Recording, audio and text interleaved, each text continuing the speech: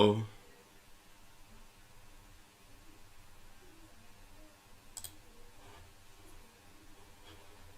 All right, all right, all right.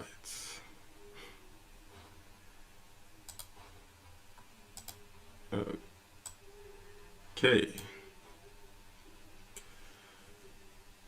All right.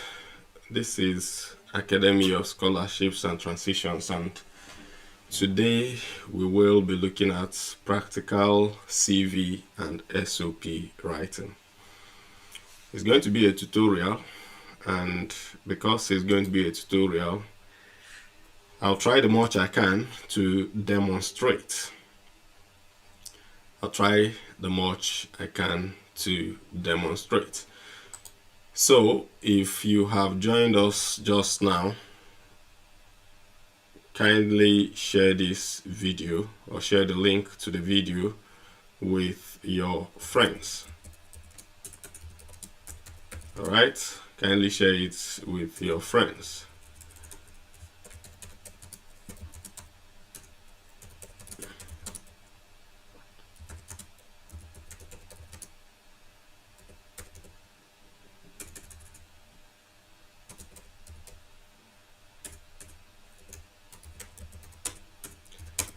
And while at that, please confirm in the comment section that you can hear me before we start making progress into today's conversation. Remember that this event is going to take place in for 3 days. We will have a look at. We started yesterday. We're having another session today, and the last edition of this series will be on Saturday. On Saturday this week, we will be concluding with a major discussion on networking.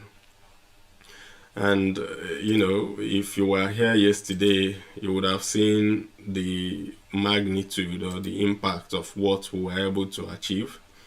And then if you are here today, you're going to see significant learn some significant lessons from the conversation today. So don't let your friends miss out on this. Talk to them about it and let everyone just join. We'll be making a very quick start shortly, and once we start, we're going to run like it's a marathon. This event will last for 2 hours, by the way. And for the next 2 hours, I will engage us on a very interesting piece of conversation. And we will go to the point of demonstrating what we are supposed to do today. All right.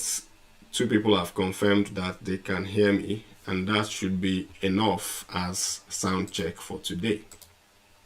So if you are on our WhatsApp group, kindly copy this link and drop it on the WhatsApp group. That's the Academy of Scholarships and Transitions WhatsApp group. Copy the link to this event and drop it on the chat. I've just posted the link right now, and anybody can copy it and then share. So today, what we want to look at is practical CV and SOP writing. A practical session on CV and SOP writing. There are usually confusions about what a CV should look like or what a CV should not look like. And some of those confusions are the things we are going to clear off today, so that anyone who is a follower of this page will know exactly what should go into his or her CV and the things that should not go into his or her CV. So let's get started. The question is, what exactly works and what does not work when it comes to CV writing? All right. when you come to that point where you are trying to create a CV for whatever purpose, for the purpose of jobs, for the purpose of scholarships, for the purpose of applying for grants, anything, what really works and what does not work on your CV? What should go into your CV and what should not go into your CV? Those are the things we will be looking at today. And then in between, we will also look at the strategies you need for creating an outstanding CV. So you have a CV, 10 other people have CVs and have applied for the same position that you have applied for. What will make your own CV stand out to the employer, stand out to the professor, stand out to the scholarship giving institution? What is that on your CV that will make your CV to stand out? And those are the things we will be looking at today. And in addition to looking at CVs, we'll also be looking at SOPs, that statement of purpose. The reason I've tried to combine this together is because the last time when I tried to run a similar session for a group of people, I started off talking about CVs alone. And towards the end of that event, I could not cover up to talk about SOPs. So today, what I want to do is to see how to merge the conversation about those two, such that while you are learning how to write CV, you will simultaneously be learning how to write your SOP and what should also go into your SOP. So let's try to think and have some reflections on what we were able to learn yesterday. So yesterday we took time to talk about scholarship options and all the various forms of scholarships that you can apply for. And at the end of that conversation, we also touched on the various forms of the strategies for creating cold emails that will not receive cold responses from those that they've been sent to. So we're able to identify the key elements, the key components, and what should go into each section of the cold email that you will be writing. All right. So because of that, we have now come to the point where we need to start working on the documents themselves. You remember I highlighted CVs and transcripts and certificates. We highlighted international passports, all of these as documents that you will need in order to win your international scholarships. But of all these documents that we highlighted, which you will need in order to win your scholarships, the ones that you have complete control of will include your CV and your SOP. And that's why it's very important that you get those two very correctly, you get those two very right. Okay, if you, for instance, have graduated, and because this event is for graduates, if you have completed your studies and you're now a graduate, I would expect that you can no longer modify the grades with which you came out of school. So if you had a first class, it's already going to be a first class. If you had a second class, it's going to be a second class. If you had a third class, it's a third class already. You cannot change any aspect of those. All right. Now, because you cannot change any aspect of those, then what should you now do? What you need to do is to now focus on the documents that are still within your control. And those documents within your control will include your CV and then your statement of purpose. And that's why we're looking at those two today. So if what you have seen so far are things that you like, please invite somebody to this event. I will be starting immediately and making serious progress. All right, so let's move on. Your starting point. Because there are times when, for instance, somebody comes to do something and you don't sit back, you don't think, you don't consider, you just launch out and start running. And sometimes when you run those kind of races, you run you run to no destination. And for instance, if a race is set before you and you are supposed to compete in a 100-meter race and you begin to run like somebody who is running a marathon, you will very often lose out in that 100-meter race, because a 100-meter race requires intensity, it requires speed, it requires and not just speed but immediate speed. So when we start looking at CVs and SOP, what exactly is our starting point? The starting point should be you understanding the intents of your CV or the intents of your SOP. Alright, so some CVs will be written for academic purposes or for the academia. In this case, you could be writing a CV for an academic job, or you could be writing a CV for a scholarship, or a CV for admission into higher education, maybe a master's degree, a PhD, a postdoctorate study, or anything. Then there are also CVs that are written for job purposes. Now, when you write a CV for the purpose of finding a job, that CV will differ slightly depending on the nature of the job you are looking for and the country within which you are looking for that job. That's why you hear of things like Europass CV standard. And then, of course, if you are within a country, for instance, your country of citizenship, sometimes there are some components you will have on your CV that are irrelevant when you begin to use that CV for international applications. So we're going to point out all of those in the section of what does not work.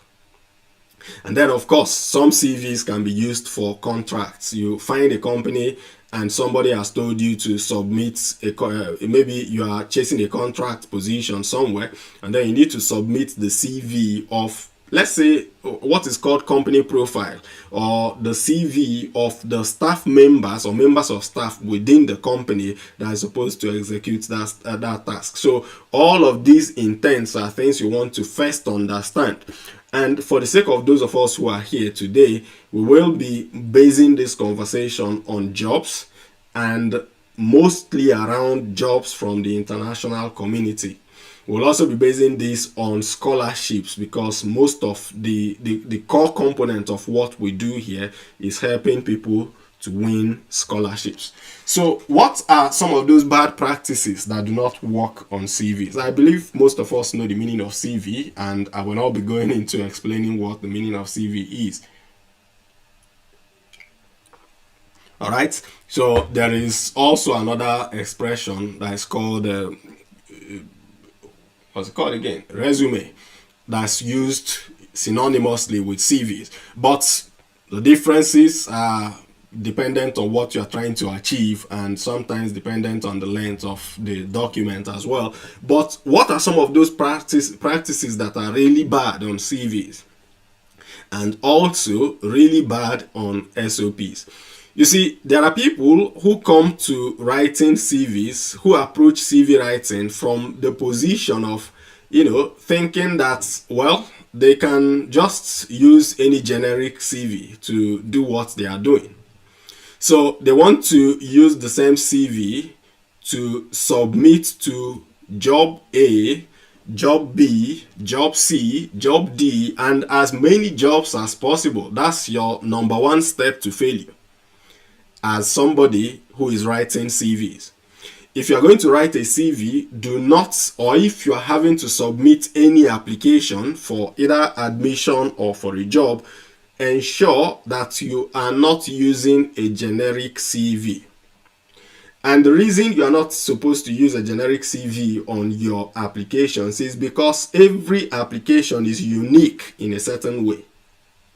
And in fact, even if you are applying for the same position, let's say you applied for Chevening Scholarship last year, and this year you are reapplying for the Chevening Scholarship, I would still discourage you from taking the same CV and applying. The reason is that if the one you applied with last year did not get you the position or did not get you the scholarship, then what's the point of repeating the same thing? What's the point of using the same thing to reapply this year? You want to go back to that CV, make the right modifications, make the right improvements, and touch that CV, put it in the right shape before you can then use it to reapply. Now, if you are applying for the Chevening Scholarship, your CV will be slightly different, not even slightly, significantly different from the CV of somebody who is applying for a graduate assistantship scholarship. All right, both of them are taking you to a school and both of them are going to grant you a scholarship, but the components, the details of the graduate assistantship you're applying for will differ from the details of what Chevening will be looking for. And that's why you don't want to use generic CVs. All right, so if you have a CV, learn to update your CV. Learn to make your CV relevant to the position you are applying for. The other thing is, people rush into writing CVs without reading the job profile or the scholarship profile. I'm going to show us some examples just in the next couple of slides. A job profile is something that gives you a detailed information about the job you are applying for. It tells you all the responsibilities that will be required of you. It gives you an idea of the relevant skills. It gives you an idea of the relevant experience that you will need. This document you will always find with every job application, and this is different from the job title. So if, for instance, you're applying for the position of, let's say, a materials engineer somewhere, the job title is materials engineer, or maybe junior materials engineer, or graduate trainee, or graduate whatever. But the job profile is that section of the advert that gives you details of what is expected of you, what the job is about, what kind of skills you need, the amount of experience you need, whether or not you need a degree. All those details is what is called a job profile. For scholarships as well, when you apply for scholarships, there will always be a description, and these are the key elements you should be paying attention to. Number one, you want to pay attention to the broad goal of the scholarship awarding institution. That's number one. Because understanding that broad goal will give you an idea of how to write your SOP. Then it will also come into play when you start designing your CV, because if you know the broad goal of the scholarship awarding institution, then your thought process is aligned in a particular way when you start writing your CV, such that you are making your CV align with the goals of the organization or with the goals of the institution. That's number one. Number two, when you are applying for scholarships, you want to also pay attention to the specific details of the scholarship. So the scholarship says that it needs people who have industry experience and some research experience. You already have industry experience somewhere, but your academic CV that you have written does not reflect that industry experience. Now, by reading through the details of the scholarship requirements, or the scholarship profile, you can then go back to include that industry experience. Or the scholarship profile says that they needed somebody who has experience in a particular software, which you already have. But the last time you wrote your academic CV, you did not have sufficient space to include that software skill. You now want to go back to include it. All right, those are some of the mistakes that people would make, that they don't read those job profiles, and then in the end they end up producing a CV or an SOP that is just generic. Then the other one that I'm going to spend some time on is people writing CVs and including things that are irrelevant, things that are completely irrelevant. Okay, there are a lot of things that people include on their CVs that are totally irrelevant, and I'm going to explain them. Totally irrelevant, I mean completely irrelevant. All right, but what are some of those things that are irrelevant on your CV? The first one is, you don't really... Now, before I even start going into that, I want to mention something. You remember that I had said something about how there are different categories of CVs and how the different CVs, can differ by you understanding the purpose of the CV and all of that. Now, some of the things I'm going to say now are unique to international CVs, or CVs that are designed for international purposes. You don't need your marital status on your CV for any reason. Don't worry yourself. We're going to go into practical session just shortly. You don't need your marital status on your CV. You don't even need your gender on your CV. Now, there are going to be exceptions, and I'm just going to go through this first before I go into the exceptions. You don't need your marital status. You don't need your gender. You don't need your local government. You don't need your state of origin. You don't need a whole lot of other things that people just pack up and dump on their CV, occupy the space that they should have used to create something more useful. So all of those irrelevant details should be gone from your CV. Now, there are some exceptions, and that could be, for instance, you're applying for a job within your state, and the state government has stated that this job is for people from this particular state. Or you're applying for a job that's gender specific. So the job owner has said that he or she is looking for just a female to fill that position. Those are the kind of instances where your gender becomes relevant. And though the first was the kind of instance where your state of origin and your local government can be relevant on your CV. Other than these kind of exceptional cases, there is no need for your gender, there is no need for your marital status, there is no need for your local government, your state of origin. All of those things are not relevant on your CV. Then, if you're applying for a scholarship that says that this is specifically for people from sub-Saharan Africa, you may or may not need that CV, country of origin on your CV, depending on whether or not you are filling that form online. Because when you fill the form online, they would have asked you a question about your country of origin. If that is the case, you do not necessarily need your country of origin or your continent of origin on your CV. Now, those are the first class of unnecessary information that are on people's CVs. The other class of unnecessary information are irrelevant experiences. All right? So if I write all the experiences I've had in life as a person from the time I was doing my master's degree till now, you will have a CV that's really long. But the challenge is that most hiring professionals are looking at several CVs at the same time, or they are looking at several CVs to be able to make a decision on who to hire to fill a position. So you don't want to give them so much headache. And then all the experiences you've had that are irrelevant to the position you are applying for, based on what the job or scholarship profile have said, you can take those things off your CV. They are not relevant. For instance, I have had experience in business development at some point.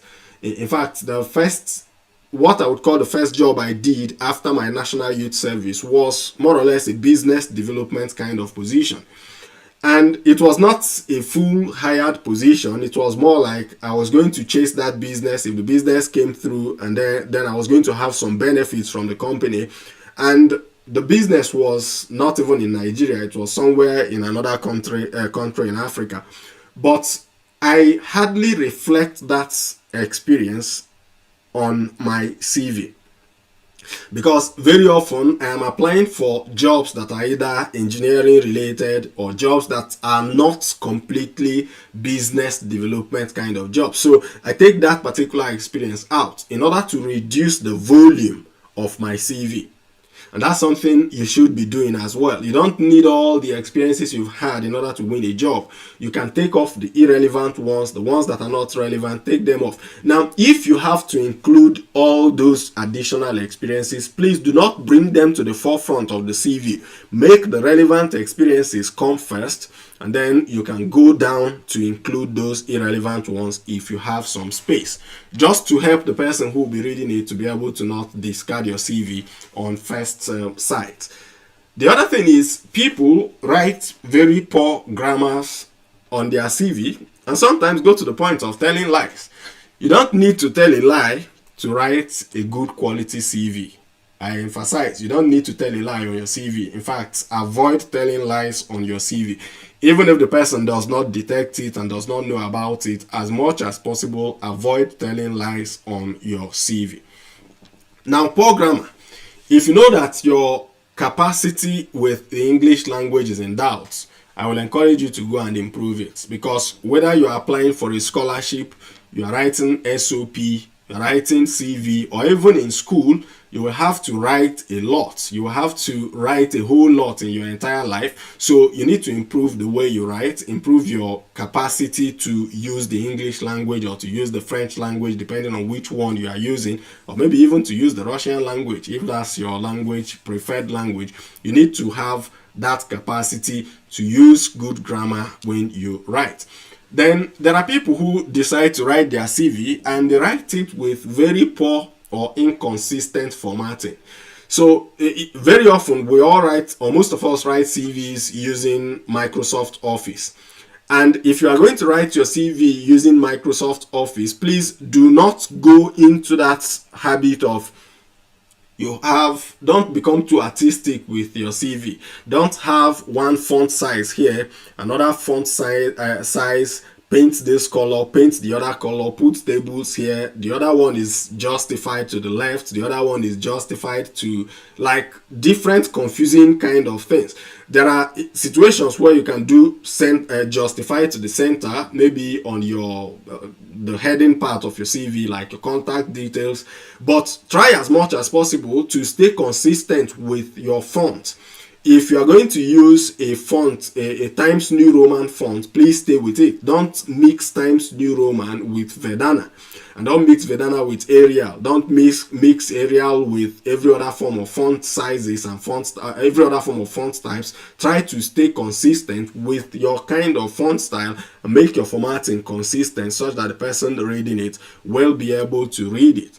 Don't go into your CV and because you are trying to save space, then expand the whole thing such that you don't have borders anymore, and then your writing is extending to the to the two extremes of your page, such that even when somebody wants to print, the person is not able to print everything contained on that CV. Ensure that your formatting is good. Ensure that you have a very nice formatting on your CV. All right. Then the other one is over-reliance on templates. All right, and this is where many people will not agree with me today. So if you are still live with me and you have had to use a template of CV from anybody at any time, or have relied on a CV template at some point of your life, come to the comment section and confess.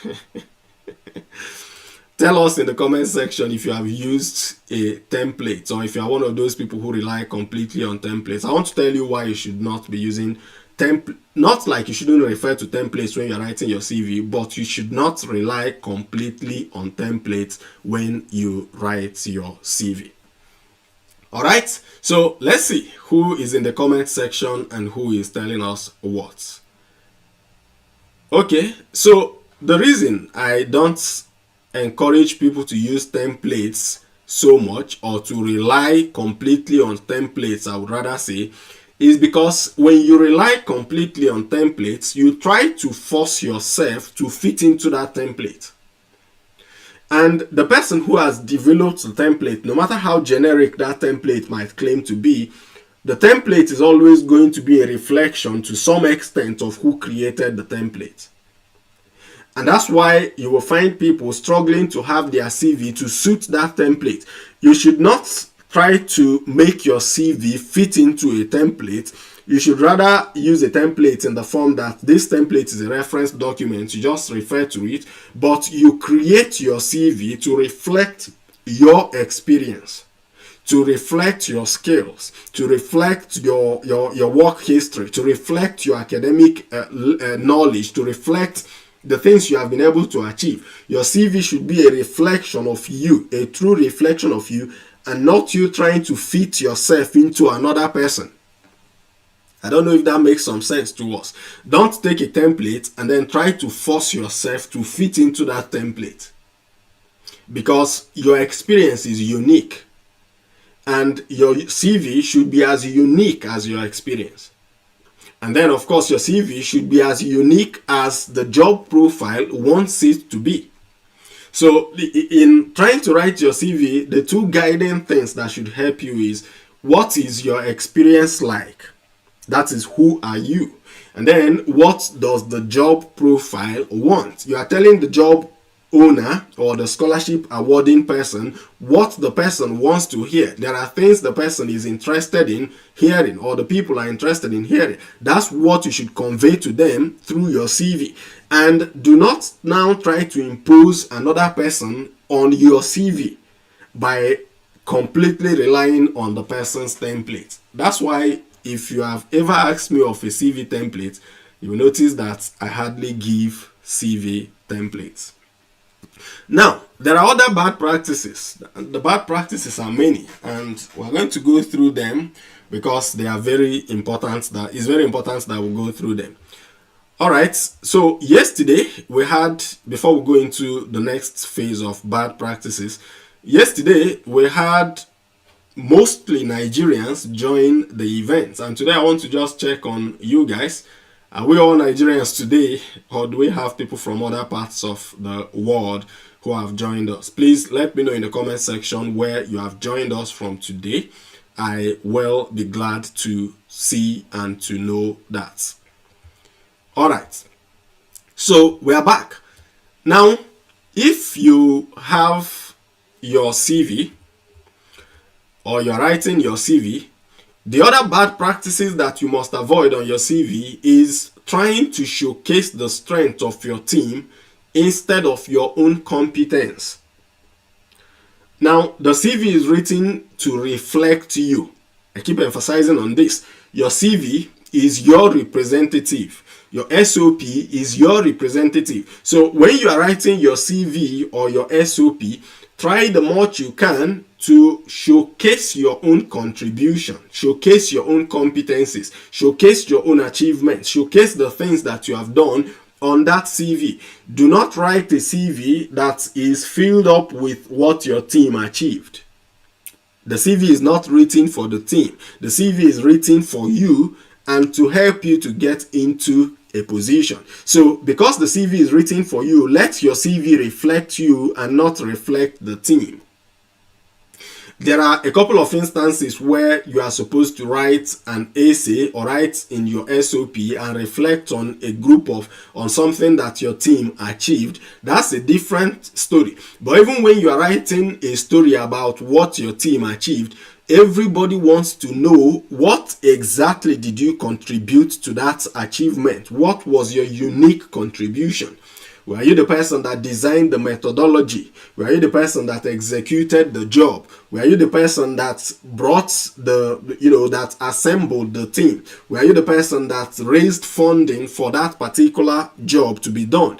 People want to know what your exact contribution was or is to the team that you are working in. So do not write a CV that tells a story of your team. Write a CV that tells a story of your contribution and your achievements within that team. Your contributions to the team and your achievements within that team. That should be the scope of your CV.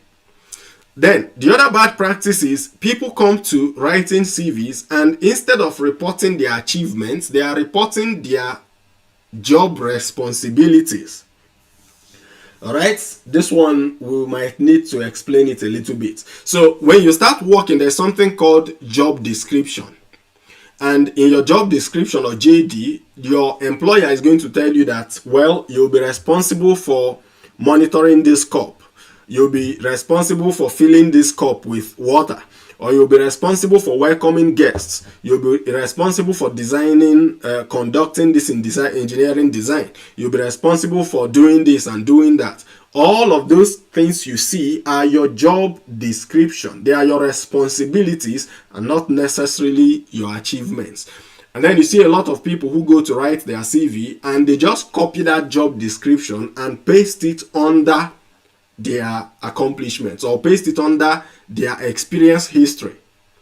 That's not the way to write CVs. When you want to write CV, and the reason you can't write CVs that way, I'm going to tell us shortly, is because you can't quantify those things. I'm going to explain it just in a very short while, why you need to be able to quantify the things you have done. So if somebody is writing a CV and you are repeating your job functions as your accomplishments, you will not be able to quantify them. And then that makes your CV weak. Excuse me. But if you write a CV as your achievements, then you will be able to quantify that CV and then be able to present something that's really outstanding. The same thing applies to your SOP and to your essays. If you're writing an essay and all you are doing is to repeat the job description that you were given, then your essay cannot be outstanding. It is not by any means going to be outstanding. But if you do that essay in a form that shows all the skills and that shows all the achievements and all the accomplishments you had while doing that job, you will be able to write something that stands out from the crowd. And standing out from the crowd is what we are teaching here on Academy of Scholarships and Transition. So please, to help this video, I would just request that you go to the video just now, like the video if you really like it. If you don't like it, put a dislike there. But if you like the video, please hit that like button on the video just now so that we can, be able to reach other people. It helps the algorithm to pick the video and to be able to show it to all the other persons who might need the video. So don't go to your CV and repeat your job function as your accomplishments, and also do not go to your CV, to your SOP or to any essay at all that you're writing and repeat those job functions. Try to think more about the accomplishments and then try to think more about the achievements that you made on that job. The other thing is, there are lots of people who write CVs without quantifying the things that they have achieved. If you were a teacher, you don't just want to go and say that you taught maybe SS2 students mathematics, or you taught mathematics to SS2 students. How many students were in that class? For how long did you teach in that class? And what was the success rate of the students before you came, and what was the success rate of the students after you taught them? How did you improve the lives, the academic lives of those students? Those are the ways you quantify things on your CV. Then, not adhering to instructions in terms of content and in terms of word count. When you write your SOP, many schools will tell you something like 500 words. Some other schools will tell you something like 1,000 characters. You want to stay within that description. You want to stay within that limit of word count. Don't shoot above it and do not shoot far below it. These are some of the mistakes that people make. Now, before we continue, I want to show us some examples of what a job description is and what you should be looking out for when you come to the point of writing your CV. Don't go into CVs without having to look through this. All right, so what you are seeing here, this is the first one on the left. This one here is a live advert on one job website from within the UK. And this is an advert for a recent psychology graduate. That's a graduate assistant in psychology or with a background in psychology. Now, if you look at this CV, if you look at this job description very closely, by the time you get down to the second paragraph, I want to just point out something to us. When you get down to the second to the last paragraph, it says, this excellent West London school are looking to interview psychology graduates who have some form of recent experience. It says what? Some form of recent experience with young people and can commit to this school on a full-time basis. You may have gained this experience a number of ways, such as voluntary school work, overseas teaching, sports coaching, youth work. Your personality and desire to succeed is the most important asset we are looking for. Now, these are some of the areas that you are focusing on, and this will define how you write that CV. In fact, looking at this, you may qualify for this particular position, and you can also tell whether you are disqualified from the position even before applying. And it goes on to say, to apply for this teaching assistant role, please send your CV to psychology graduate teaching experience or assistant. So you are supposed to send a CV But the CV you are going to send should have a reflection of your experience with young people. So if all the experience you have, let's say you have been teaching, and the people you have been teaching have been adults, and all the time you have spent your time teaching adults, this position is looking for people who have had interactions with young people, and even says recent interaction or recent experience. And because you now know that this is what the job is looking for, you design your CV to fit that particular function. All right. Now let's look at the second one. The second one is a role for this one. I took it from what's it called again? I took this from. Let me see something. All right. So this was supposed to be a continuation of the other. But the point I'm trying to make here is that you look at this job function that is described here. And this is called support for learning assistant. So you're going to be supporting. This is the second one. And what does it say about it? It gives you the role, the purpose of the role. This is what a job profile looks like. A scholarship profile I'm going to show us just shortly. Now it goes to tell you what this is supposed to be and what this role entails, the purpose of the role. Now, if you look at this picture on the right hand side here, you will see everything that you are required to have, and these are the things that should show up on your CV. It says customer service delivery. So you will be in a position that's going to take care of customers or attend to people.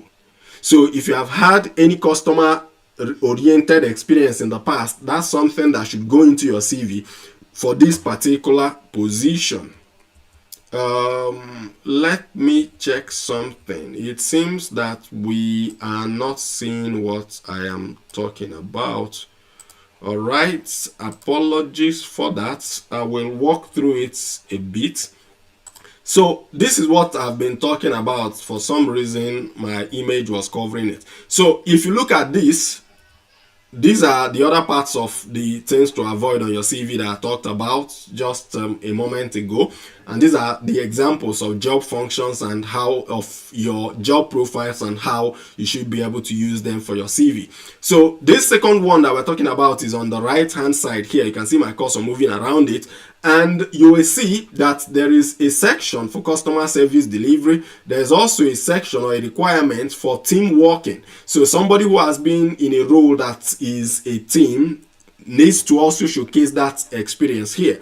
And you need to showcase your customer service delivery experience. You need to go through these details before you go in to launch out and submit your application. These job applications are from within the UK, and they are not, this one particularly is not, probably not open to people from abroad. But I just wanted to show us what a job profile looks like and what you should be looking out for in it.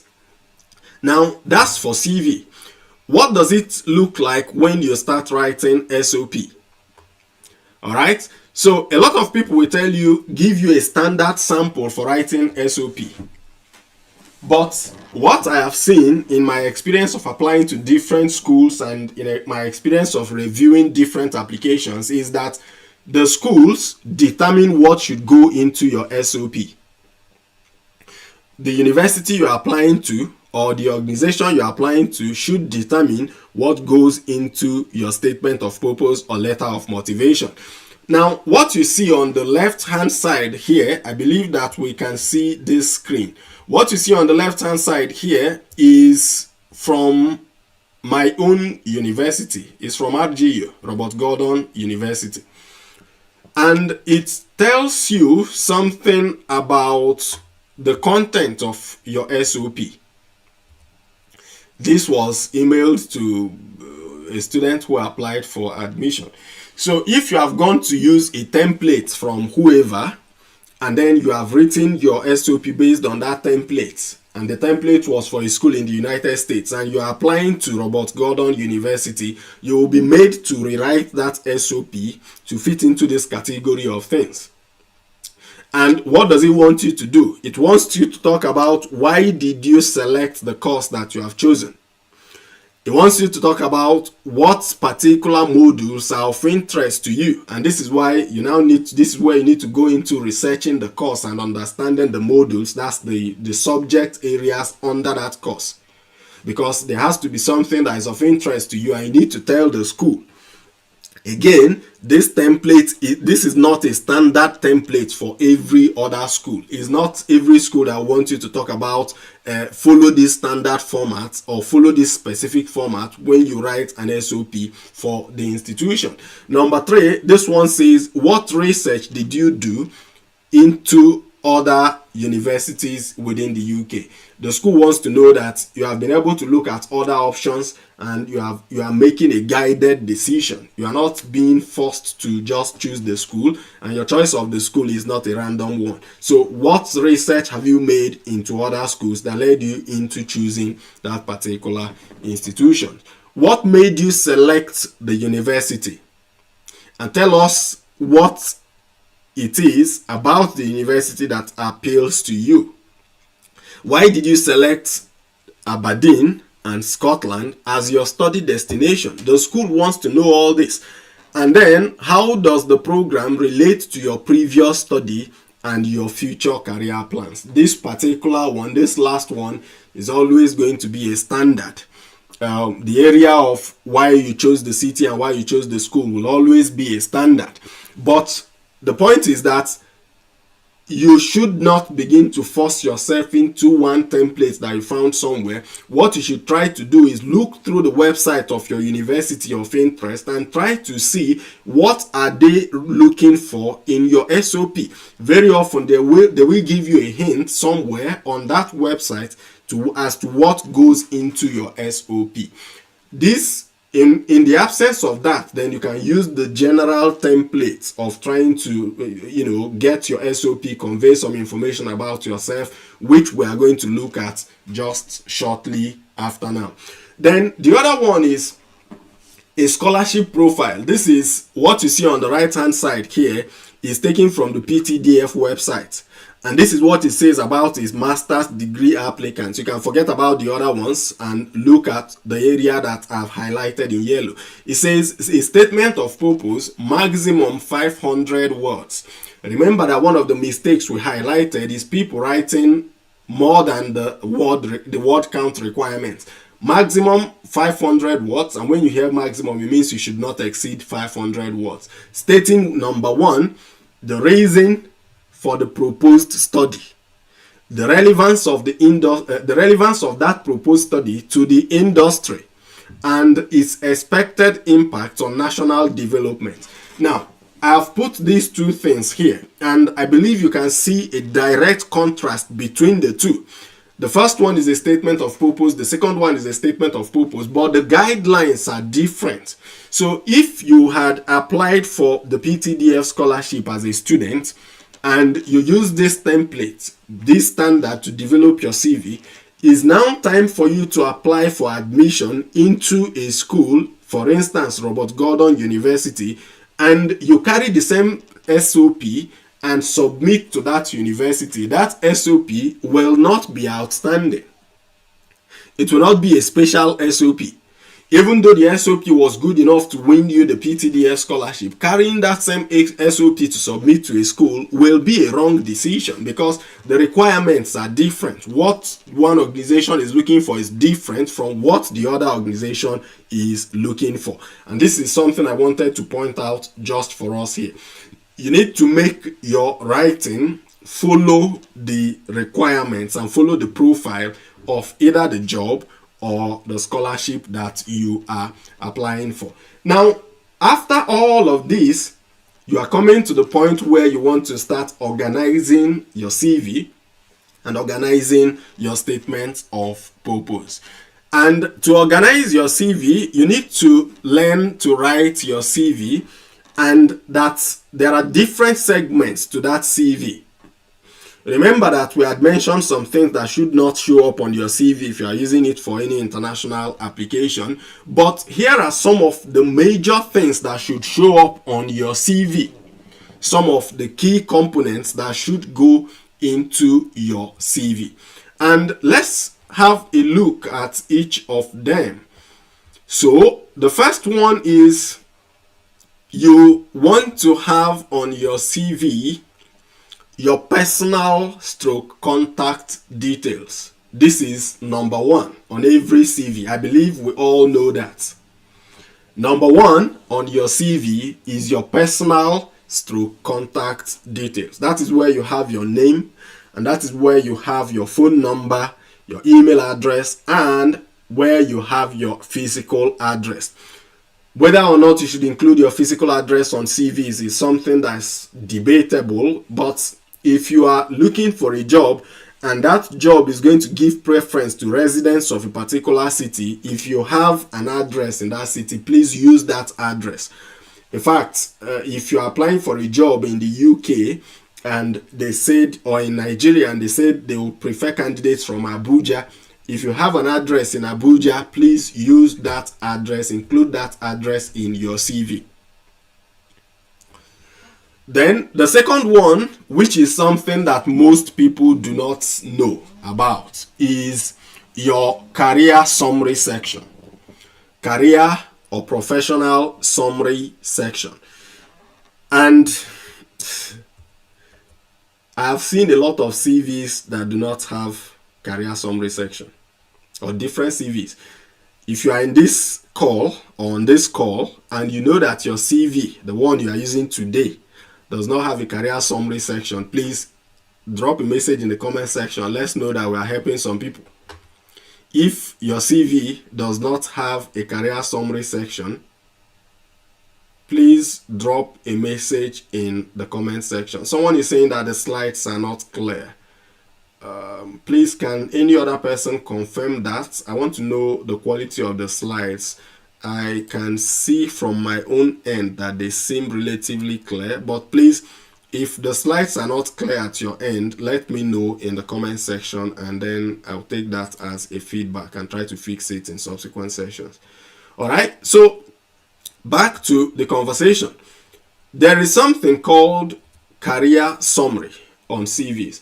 And this career summary is a one-paragraph statement that gives whoever is going to read that CV an idea of who you are, what you can do, the skills you have, and what you are intending to achieve on that job, what you are applying for basically. So it should tell a story of who you are, what you can do, the skills you have, and the job you are applying for, or the nature of the roles that you are interested in. We are going to discuss that more in the practical session, but for now, just know that your CV should have a personal contact or contact details section, should also have a career or personal summary section. Now, the rest of the sections that you see here will now be dependent on what you are using the CV to do. Their position on your CV, or whether or not they should even come into the CV, will depend on what the CV is for. Remember, this career summary section we've talked about is key. It's very, very important. Sometimes an employer or a recruiter can make a decision about your application just by reading that one paragraph. People are busy. People are, attention span is very small. People don't want to read 2 pages, 3 pages before they can get an idea. You want to be able to hook the person with that one paragraph. And then once you're able to hook that person in, the person can then continue to read through the rest of the CV.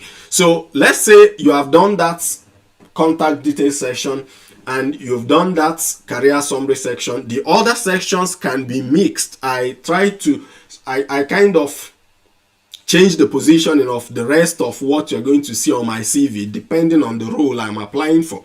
If I'm applying for an academic position, then I am going to now bring in either my teaching or my research experience immediately after my career summary. If I'm applying for a position that says that I need a master's degree, then I might bring in my educational history to show immediately after the career summary section to showcase that I have this experience, I have this qualification that's required. so that the person can then know that, well, this person ticks this box, and on the basis of me ticking that box, the person can go on to review the rest of my CV. Then the other segment is your relevant work experience. I've intentionally included the word relevant there because some work experience, as I already explained, are irrelevant. Educational history I've mentioned. This is where you write your school, where you write the course you read, where you write the kind of grade you graduated with, the year you graduated. And sometimes, depending on how much of work experience you already have in the bag, you may even want to include your major projects and some of the core courses that you took. If you are just a recent graduate without any work experience, this is where you can showcase the key course works that you did. You showcase your project, you showcase some of those kind of things that were academic that are relevant to the job you're applying for. If you're applying for a job that is going to use thermodynamic principles a lot, then you may want to highlight a project you did in thermodynamics if that is you applying at the point where you don't have any industry experience in thermodynamics. All right, then your publications and conferences. This is very important on academic CVs. On most of the other professional CVs that you use for finding jobs, you may not necessarily need a separate section for your journal publications and for your conference participations. In my case, I try to shorten it maybe into a one sentence summary where I say something like maybe published 5 or 10 journals in Scopus indexed journals. This is if I am writing my professional CV. But if I'm to do an academic CV, I'll go into the details of all those publications.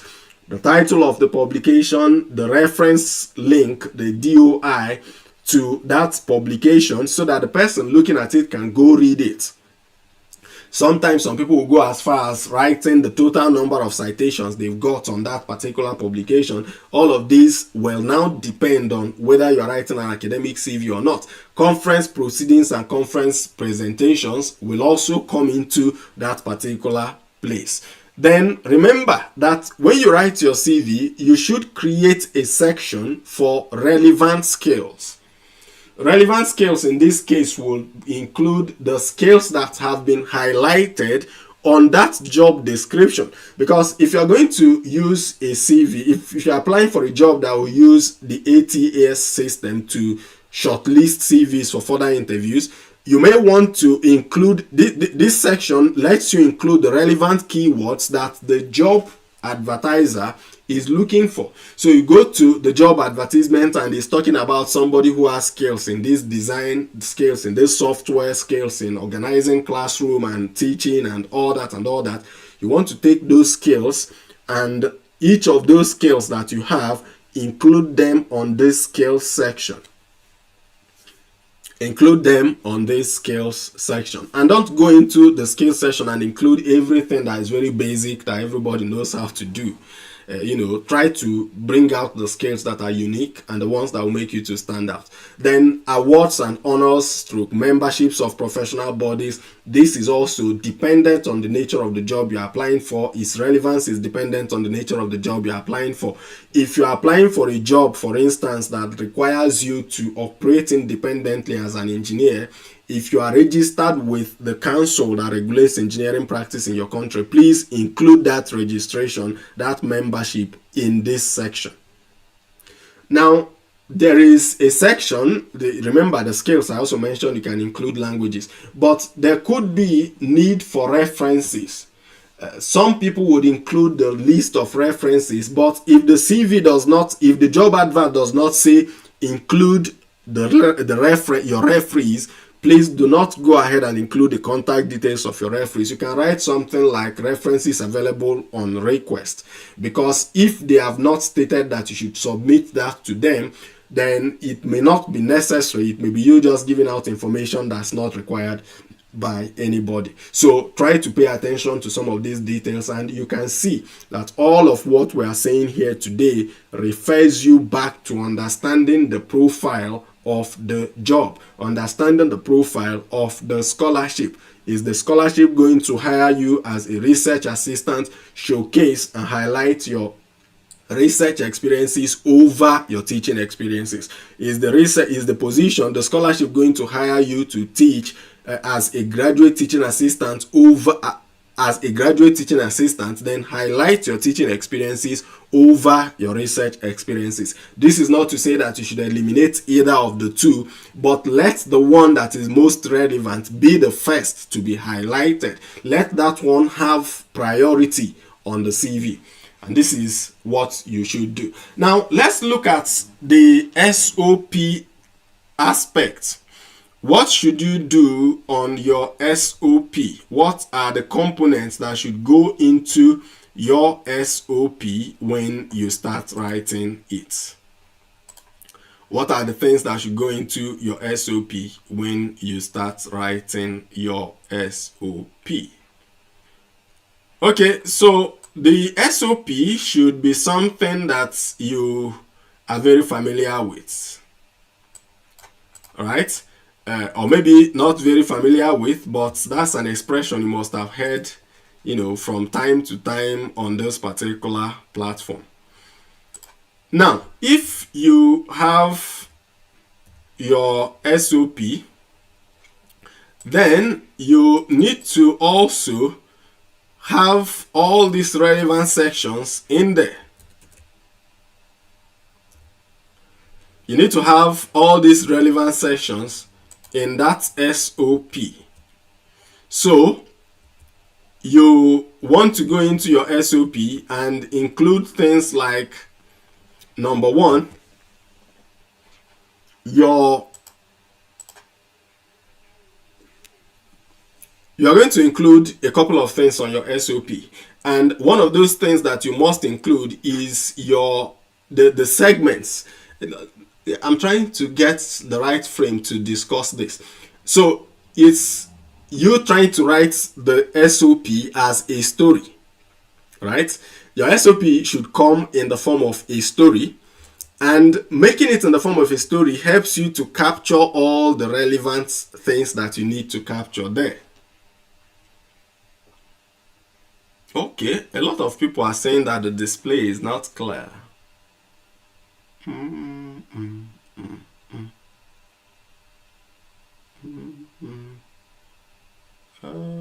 All right, well, let's just continue. If need be, I can share the slides with us much later, but you will need to give me commitment that you will not spread the slides across every other place. So let's say the SOP you are writing is going to have a couple of sections, and you should try the much you can to write your SOP as a story. Make that thing flow. Try to combine all these segments you are seeing now into a story, into a functional story, a story that works. Because when you write it as a story, they are in different segments, right? The paragraphs are addressing different things, but you are going to create that document as a story. When you write it as a story, it gives the person who is reading it, it creates ease of reading. It makes it easy for the person to read through. And when the person is able to read through with ease, then you stand a very good chance of winning that scholarship or winning that job or winning that scholarship that you're applying for. So first of all, your SOP should have an introduction. All right, your SOP should have an introduction. What should you write in the introduction? I'll come to that very shortly, but your SOP should have an introduction. It should have a background. Your academic background should be contained in your SOP, and your SOP should have a main body. Within that main body, you should be able to include your experience, talk about your experience, talk about your study plan or the relevance of your study, talk about why you are choosing that institution and why you are choosing that city, and how that course you are going to do will help your career aspirations. That's within the main body of the work. The one you write first, whether you write about your experience first or you write why you are choosing the institution first, can be dependent on you. It's a bit of flexible. You can modify that, you can switch it, tweak it around a little bit, and especially to fit into the model that the school you are going to is using, or the model that the scholarship awarding institution is using. The other thing is you can also include some form of additional information before your conclusion. Remember that you must write all of these things within the word count limit and within the guidelines of the school. The guideline can vary slightly from this, and that is why you will have to read through the guideline of the school to be able to write what you need to write. But let's look at this clearly. In your introduction, when you're writing your SOP, you should define who you are. You should define what you are applying for, and you should define why you are applying for what you are applying for. So if I am going to write my SOP, I'm going to talk about who I am, what I'm applying for, and why I am applying for what I am applying for. So the reason for which I am applying for what I'm applying for is my motivation. And that's why you see people sometimes that when they want to write their SOP, they start from a story. They start from writing something about what motivated them into choosing that course or into going for that additional study. This is something you should achieve within your introductory paragraph of your SOP. You are this person with this particular background, this academic. You are this person, you're applying for this particular position, your motivation for applying for this particular position is this. The motivation can come first, the motivation can come in the ending part of that paragraph. So some persons can go something like, at some point, maybe, or at this particular point of my life, I came in contact with this pollution case in my society. That's if the person is applying for something in climate change, environmental protection, and things like that. The person can bring up a story about an environmental pollution that he or she is familiar with, and how those environmental pollution has now motivated you to go into this particular study, take up the study to be able to contribute to improving the condition of the environment in your locality. Some other persons who are applying for, say, something economic related can come up with an idea of how the economic policies of their country or his or her country has sort of slowed down the pace of development. And understanding learning about economics or economic policies from renowned institutions like this will help you to go back to your country or maybe equip you with the right skills to go back to your country and formulate economic policies that will drive economic growth. So the situation of your country can be your motivation. A personal experience can be your motivation. Anything, even your dad being in that profession or having achieved so much greatness in that profession can be your motivation. And there are several things that can become your motivation.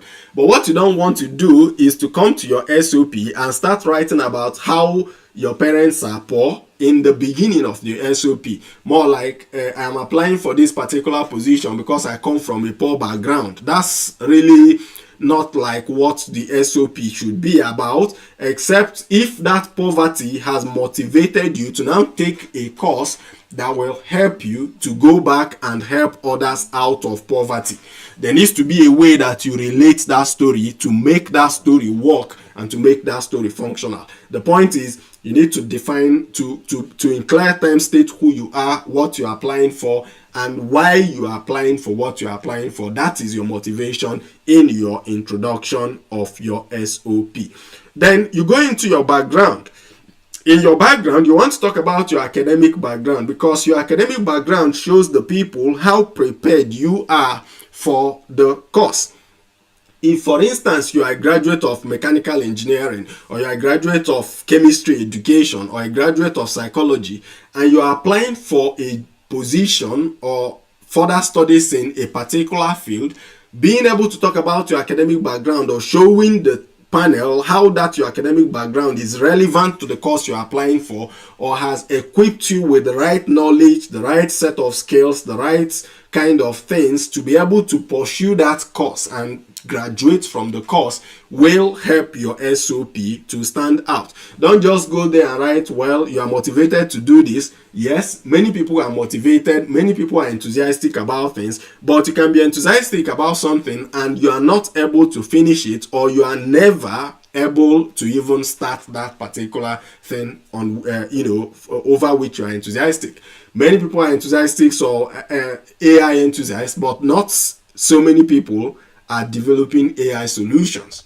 So don't go with those kind of you are enthusiastic about this without giving evidence of your background, your academic background, and your experiences, how they combine to push you through that, qualify you for that kind of course.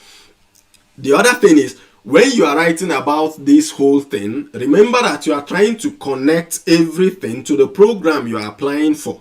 You are trying to showcase that you are the best candidate for this particular program that you have chosen to apply for. In the main body of the work, then you need to focus on all the things that are in green. Talk about your experience, especially how they are relevant to that particular position.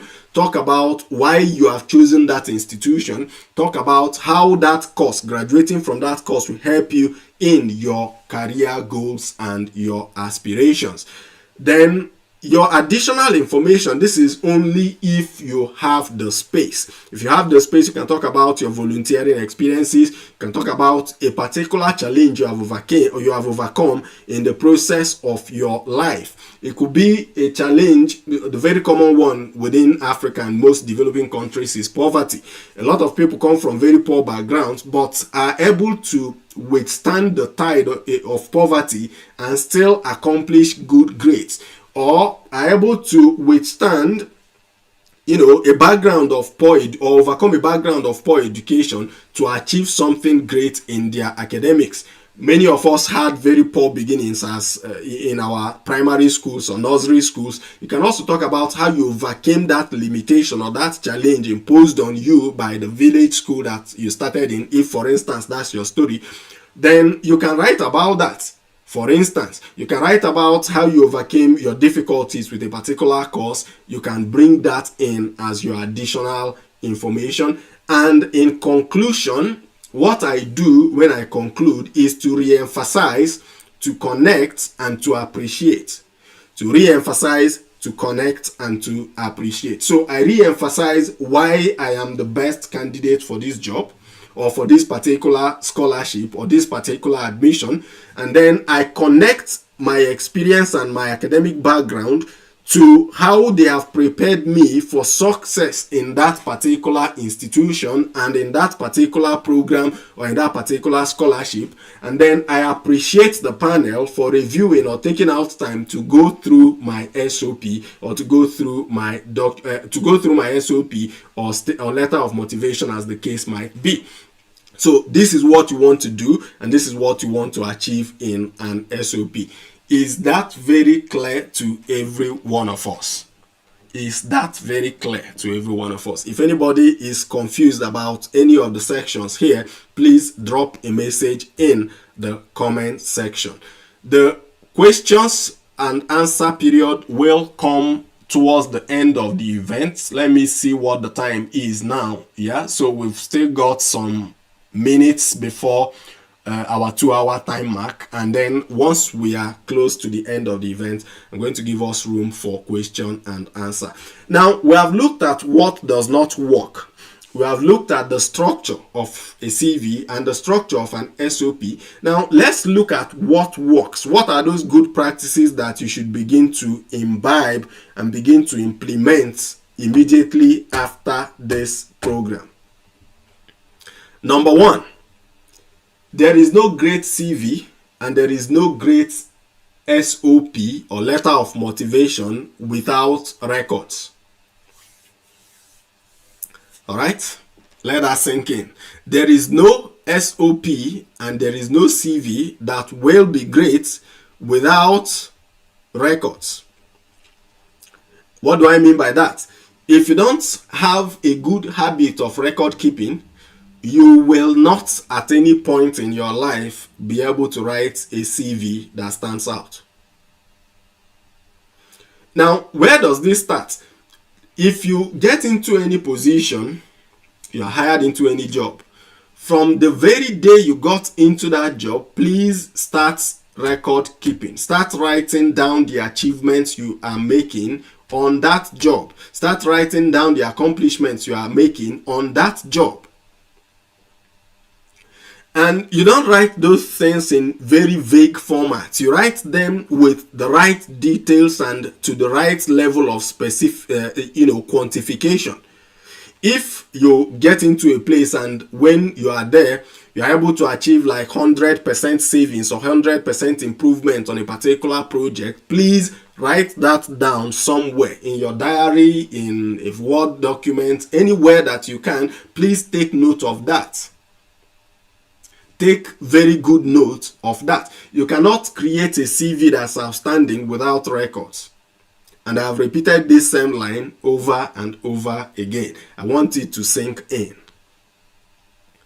Every CV you write is built upon records, is built upon evidence, and that evidence can get very confusing or distorted within your brain if you are not keeping a record of them. In the last job I did, not exactly the last job, in one of the jobs, the recent jobs I did, when I started working, I created a Word document where I was taking note of the details of what I was doing. I have done this today, I have done this within this month, and then I go there to write it down. If I have worked on some oil wells, I go there, I write down the oil wells, and then I write down the fields. I write down the number of the oil wells.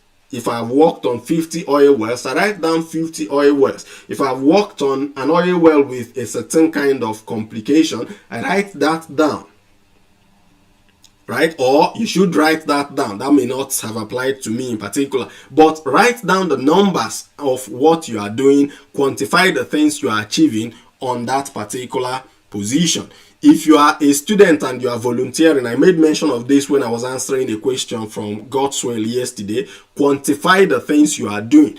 And then somebody will come from the education background and tell me, oh, but you're always talking about engineers. Well, how does this relate to us in education? If you are a teacher, I've worked on the CV of somebody in education before. And when I took up that CV and looked at it, we worked on that CV, and the change that happened to the CV was magnificent. It was significant change, huge. Because when you take the CV, you can see that this person was working in a classroom. That classroom, somebody who you are submitting the CV to wants to know, were you teaching people of a certain age bracket? If you were teaching people who were like aged 12 to 10 to 12, is a different experience from teaching those who are aged 15 to 20. I believe we all know the differences, even from your own experience. I remember that when my sets, by the time we were in senior secondary school 1, you could see some kind of differences in behaviors of the students. And by the time we were in our final semester of secondary school, I can still remember the behavior of my set or of my class at the time. In fact, at some point in SS2, I remember how the let me not go into the details, but you will see the difference between the behaviors of those who are in primary school and those who are in secondary school and those who are in the university. So who did you teach? You need to be able to identify that and quantify that. How many of them were in that class? How many subjects were you teaching? How many hours were you spending with those students? How did the quality of the students' lives improve? How were you able to organize the class? How did you meet the class? Now, this is also where that STAR approach we discussed yesterday comes in, and you can bring that into that main body segment of your CV, of your SOP. Because if you came into a class and you were able to transform a chaotic class into a quiet, stable, interesting classroom, that's a very big plus to you, and this is something you can use on your CV. But you needed to know the record of how did you meet the class and how did you leave the class. What are those actions you took? Those actions you took could be part of your achievement. You could have designed a model, or you could have redesigned the classroom arrangement, repositioned the people in the classroom for a particular purpose. You can bring all of these different things into your SOP when you start writing them. But for the CV, you need the records. For the SOP, you need the records. So the other thing is, you need to write your CV and your SOP within a particular writing framework. You see, yesterday I told us something about the 5W framework. I'm going to come back to it, but let's run through the rest of the good practices. The other good practice which I've emphasized very much on is quantifying your accomplishments. A job giver and a scholarship awarding institution is not interested in vague talk. They are not interested in common talk where people say, I taught in a secondary school, or where somebody says, I worked as an engineer, or where somebody says, I worked as a drilling supervisor. He worked as a drilling supervisor, and so what? There are so many other people who have worked as drilling supervisors, or so many other persons who have worked as teachers. What exactly stands you out, and in what quantity were those outstanding accomplishments achieved? If you cannot remember the exact numbers, think about the percentages. If you cannot remember the percentages, think about the approximated percentages or the approximated numbers. There is nothing wrong in writing that you taught over 200 students or about 200 students. It gives some level of context to the person who is reading through that document. It gives a level of context to the person who is in the position of deciding whether you should be chosen or you should not be chosen for that particular position. So learn to quantify the things you do. Learn to put action into the things you do. Write what you are doing in actionable formats. Don't write them as job responsibilities. Remember, I've mentioned that before. When you are writing your work as accomplishments, that's the only time you can quantify them. If you are writing them as responsibilities, you will struggle to quantify anything. Alright, if your job responsibility was to fill this cup with water every time a visitor came to your office, then how many times did you fill this cup? How many visitors did you have, and how many times did you fill the cup? When you were filling the cup, did this water spill over at any point? Were there trips that made that, you could have caused this water to spill over? How did you overcome those things? How many times did people come into that office and ask for water more than 2 times? How efficient were you able to deliver on those things? Did the people come in and complained of thirst, or were you proactive enough to deliver the water to them in the glass? After delivering the water, did you go any extra mile to clean that cup, to clean that glass of water? These are the ways you begin to quantify the things that you have done. So 200 people, you attended to 200 people or used a single glass to serve 200 people water without any report of cross infection. Or let's say the people it was during COVID and you are using this single cup to serve the people. Now you are supposed to ensure that there is no cross infection. So what you must have done and how you quantify that is you have used this cup, you have served 200 people, ensuring that there is no cross infection amongst the people on a daily basis by ensuring proper hygiene. So you can see the way it is, but somebody else goes to say, well, I was serving water in my office. If you are the job giver, if you are the person employing, who will you employ amongst those two people? The one who says that, oh, I served water to people, and the one who says that, well, he delivered water to 200 people using one glass and ensured that there was no cross infection amongst the people by ensuring adequate hygiene of that glass. This is the mindset of how you quantify the things that you write. Then make it flow like a story. I have said it before. This is specifically for your SOP. Your CV is not really a story, but as much as possible, try to connect the dots. Try to see that there is fluid, there is consistency in the writing of your CV. But making a story is mostly for your SOP. Then tailor the CV to the position, highlight the most relevant experience. I've discussed all of this in the course of the conversation, and then try to also use clear formatting, check thoroughly for errors. You see, all these people who try to run the race of life alone and always hiding in the corners, trying to ensure that their friends do not know they are applying for anything, please learn to check for errors. There are times when you commit an error by yourself in a piece of writing and you will struggle to identify that error by yourself. And the reason you struggle to identify it is because when you read through that work a second time, you are reading what is in your eyes are reading what is already on your mind and not necessarily what is on the piece of document. So sometimes learn to consult people.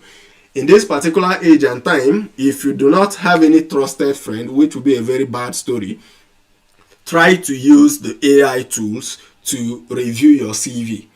Right? If you have written a CV, maybe we should even do that today. If you have written a CV, you can copy that CV, put it in any of the AI tools like Google, Gemini, ChatGPT, any of those ones, and tell it to critique that CV. Tell it to highlight grammatical errors. Tell it to highlight any omissions on the CV, and it will read through it and tell you areas of what you can improve on it. However, when you do that with your SOP, because many institutions will run your SOP through a plagiarism check, if you run that kind of check, please remember to delete that prompt from that AI tool so that you don't leave it in the memory of the AI, because somebody else may as well ask the AI something and the AI will just more or less pour out something very similar to what it has given you, and somebody else somewhere might run an AI plagiarism checker on your work, and then it goes to find your work somewhere in one AI and it becomes a problem for you. Learn to format and always try to check for errors. Do not submit any SOP without proofreading, and where possible, give it to a friend to help you to read through it. Now, when you write your SOP, never make the mistake of copying somebody's SOP. Never make the mistake of copying somebody's SOP or copying somebody's CV and submitting as yours, especially to schools that are outside of the country. In fact, if you're writing a research proposal, it becomes even more important. Never, I repeat, never copy SOPs or copy CVs to submit to an international institution. Now, let's go back to the 5W principle or the 5W framework for writing CVs. If you remember, I mentioned this yesterday briefly. And the 5W principle, what it means is that you are going to write your CV using a framework that addresses 5 things. 5 things. Or that framework makes you think on, let me put it this way, a framework that makes you think on 5 dimensions when you are writing your CV. So the first one is you think of the 5 W's as who, you think of the second W as when, the third one as what, the fourth one as where, and the fifth one as why. You know, the way they come on your CV can vary. But this principle is very important when you are writing any CV. Starting from your career summary section. You remember we mentioned that career summary section. I'll show us what it is in a minute or shortly. In that career summary section, that is where this particular framework is most important. Now, how do you apply it? If you are writing a CV, you are writing a CV for yourself. The CV is about you. So you are the who in the CV. All right? You are the who in that CV. And because you are the who in the CV is not going to talk about your company's achievements. It's not going to talk about your team's achievements. It's not going to talk about any of those things. Keep those ones aside. The CV is focused on you. You are the who. All right? And so everything experience-wise that you will be presenting on your CV are your experiences. You are the who on the CV. And that's why you see people begin their CV or the career summary section of their CV as a graduate engineer with experience in this. A young teacher with experience in this. A recent graduate with this. A recent graduate with a background in this and that. That is establishing who you are. and then setting the stage for the next level of thinking or the next W in the chart. The other W could be, the next could be what, it could be when, it could be where. But depending on the nature of what you want to write and what makes the sentence flow continuously. But how do you use the idea of when, and why is when relevant? You remember that in the templates I showed us, or in the job profiles I showed us, one of them was saying that they wanted somebody who has recent experience with young people. That is when. They are trying to address your when in that particular place. And when is in two categories. The first when is how long you have worked on that particular job, or how much of experience you have on that particular job, how many years experience you have. And then the second when is how recent that experience is. And I will explain to us something. If you are the hiring manager in a company and you are employing for any role, let's call it the role X, and two people are applying, they have experience in doing X, but the first one has his experience, his last contact on that similar role was 10 years ago. But before that 10 years ago, he has done that job for 5 consecutive years. And then you have somebody else, Mr. B or Mrs. B, who has 4 years experience on that particular role X, but the person's experience has been in the most recent years. The person started working on that position from 2020 till 2024, and you are making this hire in 2024. Are you going to hire the person who had 5 years, who has 5 years experience, but stopped working on the role 10 years ago? Or you will hire the person who has 3 to 4 years experience, but is fresh on that particular kind of role? Let me know in the comment section, and then you will begin to understand why when is very important on your CV. This is also the reason why when you write about your job experience, you have a timeline by the side saying something like, from 2020 to 2023, from 2024 to maybe July 2024 to June to August 2024. You need to have those timelines around your job experience. That answers the question of when. I hope you are following. We're going to integrate this into a piece of writing just very shortly. The other one is, what did you do? Remember, the CV is who is about you. Then you have talked about when you did the job. Then the other thing is, what did you do on that job? And that's where all the emphasis I have laid on quantifying your accomplishments coming. Is not asking you what were you told to do, which is your job description and your job responsibilities. Is asking you, what exactly did you do? It's not what were you told to do, what were you assigned to do. It is, what did you do and what did you achieve? By the time you begin to think of this framework when you're writing your CV, you get something very outstanding, very, very exceptional, because there are only a few people who apply this on their CVs when they write them. In fact, even some of those who charge money to write CVs for people do not approach CV writing from this principle. But this is an amazing principle that helps you to capture CV writing, to capture all the relevant data on your CV. So what did you achieve? Write what you achieved. Quantify as many of them as you can quantify with numbers or with percentages. But try to quantify the things you have achieved on your CV. And remember, to be able to achieve all of this, you need a good record keeping. To be able to remember 20 years down the line or 5 years down the line where you were working today, you need to have a record of where you are working. To be able to remember the things you did 2 years down the line, you need to have a record of what you have done. The other one is where. And this is why where is relevant. If you are looking at any profession, I will start from engineering and then we'll move to maybe accounting, move to teaching. I'll give a couple of examples here so that we have a robust framework within which to operate. Now, when you talk of where, Somebody in engineering, in oil and gas engineering in particular, your experience is sort of localized. If you have experience from the Gulf of Guinea, which is mostly West Africa, it's a different experience when you come to the North Sea.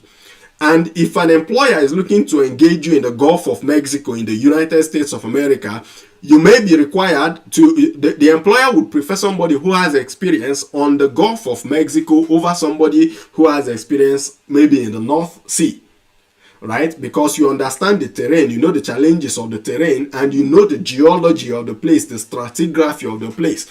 If you also have experience onshore, that is, you have worked on land, your experience is of different value from those who have had experience offshore, that is on water, when the job is water related or related to water environment. And that is how you define your where to suit the job profile you are applying for based on the experience you have without telling lies on your CV. Now, let's look at people in accounting. In accounting, there are people who have experience in Nigeria. And the accounting laws in Nigeria are different from the accounting laws in the UK. The accounting law, for instance, the VAT you charge in Nigeria is different from the VAT you charge in the UK. It's also different from the VAT you charge in places like Saudi Arabia. So an accountant who has experience in Nigeria has a particular unique experience that stands that person out to compete ahead of somebody else for jobs in Nigeria if that other person is coming with a UK experience, depending on the nature of the job, of course. But again, the other aspect of where, for teachers, of course, you can... Okay, let's talk about the other aspect of where and use teachers as an example. The other aspect of where is the unit where you have worked, the department, the segment of that broad profession that you have been working on. An accountant can be a tax accountant. An accountant can be a management accountant. A teacher can be a secondary school teacher. A teacher can also be a primary school teacher or a university lecturer. Or a teacher that's not from the school environment but from the extracurricular studies environment. These are different categories of teaching, and understanding where that teaching falls also helps you in writing your CV to be able to stand out on particular job positions. Now, it's not a must to have all of these 5 contained on your CV at every given instance, because your where, for instance, may not be able to sell you perfectly for the job you're applying for the scholarship you're applying for. In that case, you may want to tone down your where a little bit and then tone up your what, because the what you have done is what is most relevant to that job and not the place you have executed the job. All right, but where can be in the aspect of the geographical location, where can be in the aspect of the unit of the department of the general profession which you have worked on, the segment that you have worked on. This could be your where, and the where is relevant on your CV, especially on that career segment of the CV. Then the last one is why. And the person who developed this concept discusses why in terms of the skills that helped you to achieve the things you achieved. But I want to extend it a little bit for us. Why can also go back to the reason for which you are writing that CV in the first place. Because when you know why you are writing the CV, you know the things to cut out of the CV, you know the things to include in the CV. And then the why in the general description of this framework tells you or pushes you to talk about the skills that helped you to achieve those things. It could be software skills, it could be people management skills, it could be negotiating skills, it could be any kind of skill at all. It could be a skill in resolving complex problems or simplifying complex situations. Any of those things can be a skill. It could be a software skill, it could be a hard skill, a soft skill, anything, a technical skill, or any skill at all. And that is how the 5W principles will help your CV writing in this life and in the next job that you will be applying for. So let's go into a practical section. Who is ready for it? How many minutes do we have? We have just roughly 20 minutes. And so I will run through a CV sample and then try to implement some of the things that we have said. I'll try to show you how to implement some of the things that we have discussed today. All right, so we have 14 people watching at the moment. If you are still with us, let me know if we should, what do you prefer? Should we proceed to the CV practical session, or should we spend the rest of the time doing question and answer? Let me know what your preference is. We'll have about 20 minutes and I'll give us just 2 minutes to tell me, should we proceed to the question and answer session, or should we have some time to look at a practical CV example? What do you want us to do? Okay, somebody has said we should proceed. Somebody also confirmed that you hire the person with fresh experience. I will also hire that person with fresh experience. And then somebody is saying very educative workshop. Thank you, sir. Thank you so much. If you are here and you have not put a like on this particular thing, please go ahead and like it and drop your comment. I am with you, CV practical session, question and answer on Saturday, 2 p.m. Okay, thank you so much. Let's go there. So, practical session. I'm going to show us 2 CVs. All right. And one of the CVs will be my CV. And the other one is going to be a CV that we have been, a CV that has been modified, that doesn't really showcase, it doesn't show the name of the person, and it's been modified. It belongs to nobody at this particular point, but I want to use it to give us some kind of examples. All right, so let's do this. Let me see it.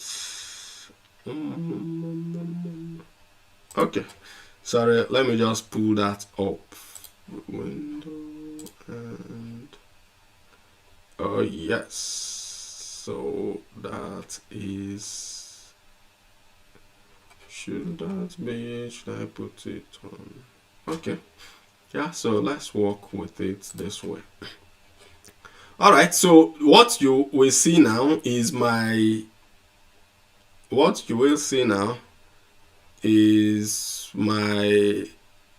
screen,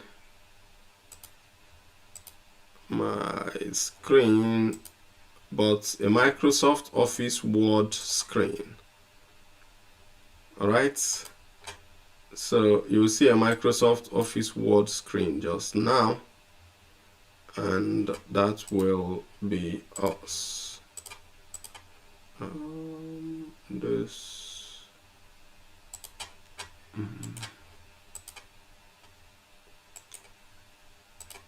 Just a moment. All right, but this is what we have here, and this is what you will see just now. Okay, so we have this particular CV here, and we want to show how all of these things that we have done or we have talked about today works here. So I'm going to try to zoom in a bit so that the font become a bit clearer, or maybe I should just increase the font size to, let's say, 16.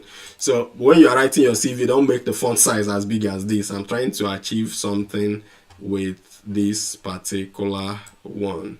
So I will do this, let's say,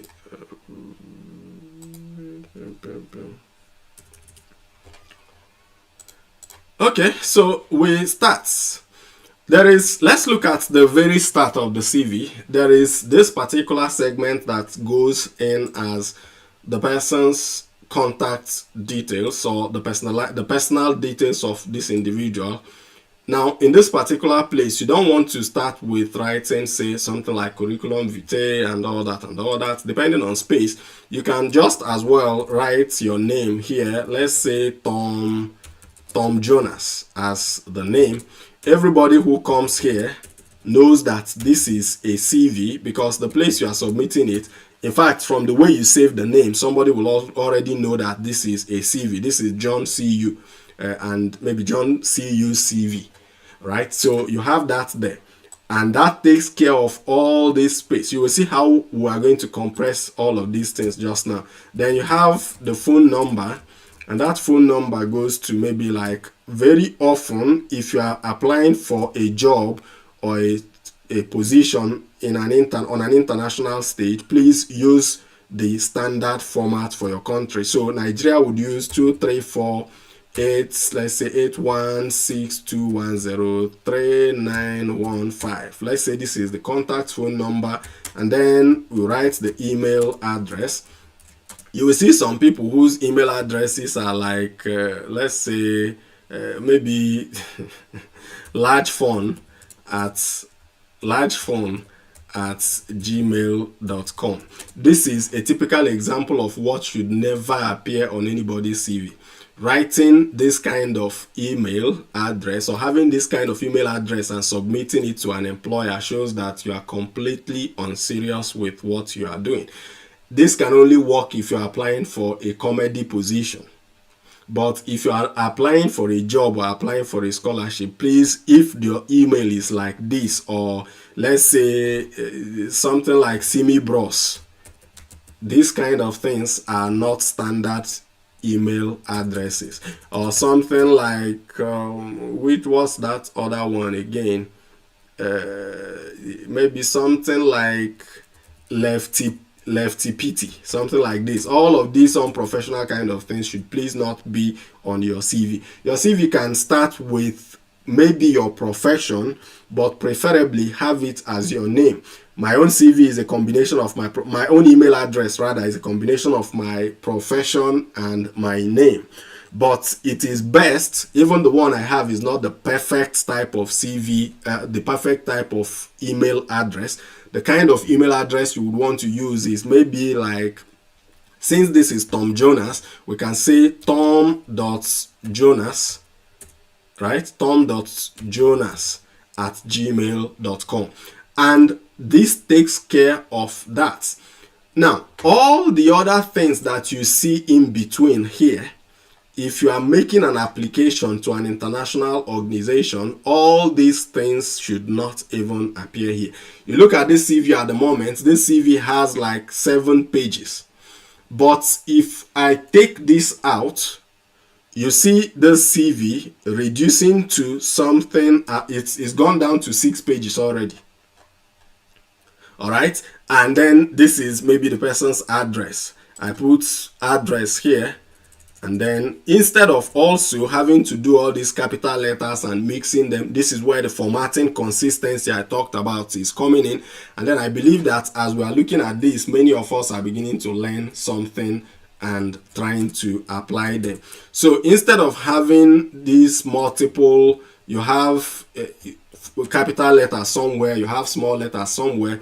This is not the right way to go about your CV. So just write it as address, and then it's consistent. What you have done here is capitalize the first word. What you have done here is capitalize, rather, the first letter of the word. Then what you have also done here is capitalize the first letter of those big words, or those major item words. There are some persons who would come on top of this place and write personal details. I generally don't do that. The reason I don't do that is because I love to have my CV in very compact forms. If the space, if you are writing maybe like a 2-page CV, then you can do all of this. But if you are writing a 1-page CV, you don't necessarily need all of that. You have Tom Jonas on top of that place. You have your email address, your phone number. These are very important. It looks very common, but I know somebody who has been working for a very long time who forgot to include a phone number on a CV that got when the person was applying for the most recent job that the person is, in fact, the job that the person is doing just right now. Good enough, the person lived within that environment and was able to they were able to find the person and sort that out. But we go. So this is it. And then I can also reduce the formatting of this. I don't know how many of us are very familiar with Microsoft Office Word, or should we even think of organizing a training on that? I don't know. But if we are not very familiar with that, this is what I will do. I will come here and remove the spacing after each paragraph so that the words can come closer to themselves. You may want to use a standard 1.5, but sometimes depending on the space, depending on the requirements, you may even want to do a 1.15 spacing between your lines. Then if you can see my screen, when you come to this grid here, some people will go as far as moving this up out of here. This is outside of your printing range already. So try to keep your border line somewhere, where it is visible. You can modify it, shift it around. You can also use these ruler lines here to modify your border lines. This one I'm doing now is Microsoft Office class, but let's leave it. So when you have done that, the next thing is you want to write a career summary. This is something that this person does not have. So let's say we are doing a career summary. Some people call it professional summary. Professional summary. Some people will call it, depending, this can also be called research summary, research experience summary, or research summary, anything. It depends on the nature of the job that you are applying for. All right, so let's call it, for the purpose of this particular thing, let's call it career summary or professional summary. Now this career summary, I will bring it up a little bit, but I want some space between that career summary and this other one. So I give it, let's say 1.5 for instance. But remember that these things are looking so big, you are not copying and pasting the spacing I'm giving today. It's just what works for you. And remember that the font size I'm using is big. That's what is making the spaces look the way they are looking. So you come to this place. I don't know if we should use somebody as an example. Can anybody? That is going to take us some time. So let's just do this. So let's imagine that this person is a teacher and the person is trying to apply for a position, a teaching position somewhere. So we can say a graduate is, let's say, a certified, what am I writing? Certified graduate teacher with experience in classroom organization, course development, and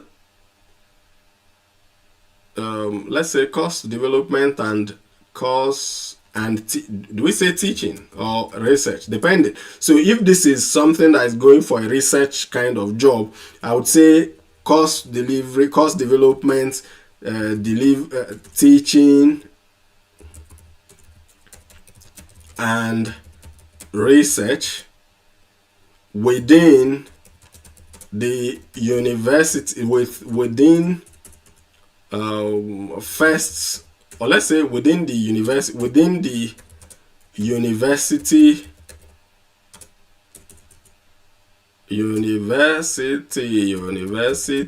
environment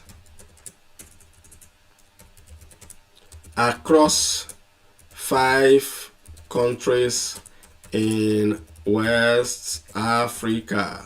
All right, I'm just thinking about this and writing it off. This is not something I thought about before now.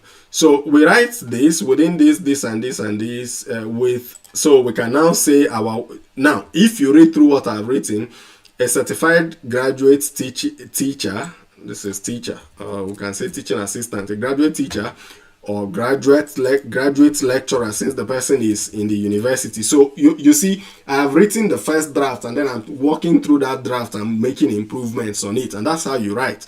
So the person says a certified graduate lecturer with experience in classroom organization. So this is who, this is what, or the skills that the person has. then we are coming to what as well. This is where, but we are missing when. In this place, we could have very easily put 10 years experience. All right, and then we have answered the question of when, which is how long. 10 years experience, a certified graduate lecturer with 10 years experience in classroom organization, course development, teaching, and research within the university environment. This is also where across 5 countries in West Africa. Right? Then you can now talk about one of your achievements. Maybe something like you have how do you put that now? You have or through your exceptional communication skill. I'm writing and referring to you.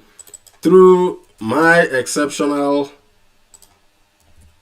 communication skill, or let's say student-oriented teaching. Is that correct? People in education, you can correct me. Student-oriented teaching and exceptional communication skills. I have achieved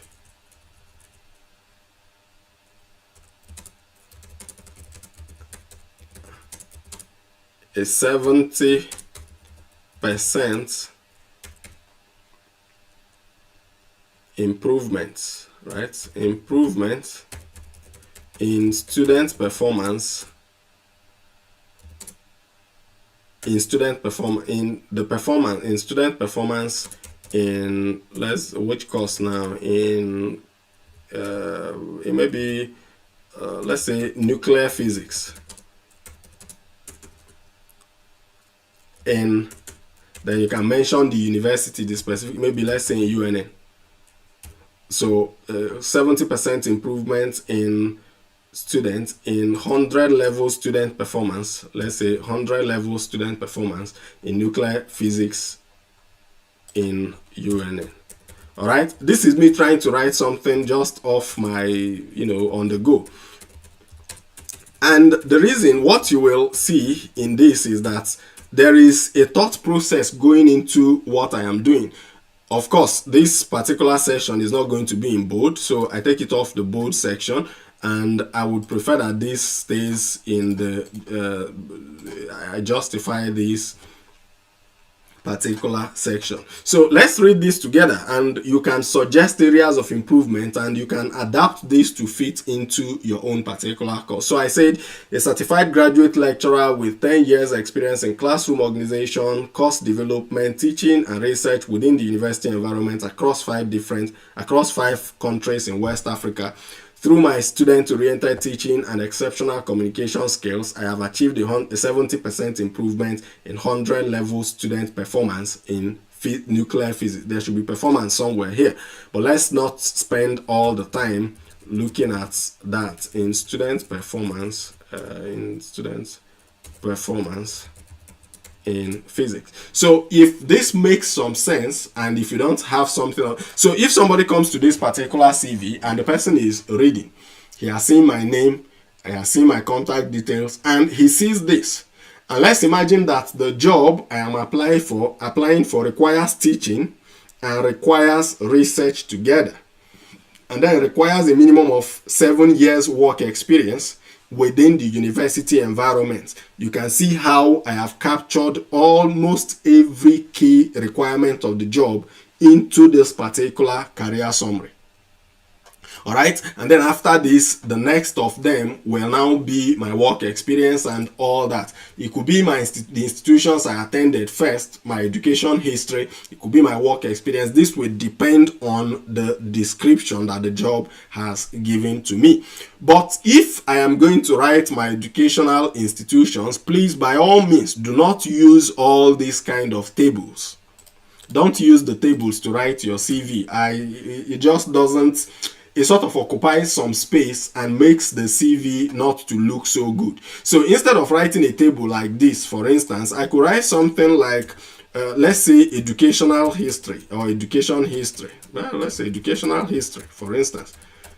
So this educational history, I'm going to put it in bold for the sake of the easiest, simplest of formatting, and I'm going to move this to the center. Now I come down to this place and then I'm writing University of, is it University of Nigeria in Nsukka, right? University of Nigeria, maybe let's say in Nsukka. All right. Now this is number 1 of my educational history. I've put number 1 there.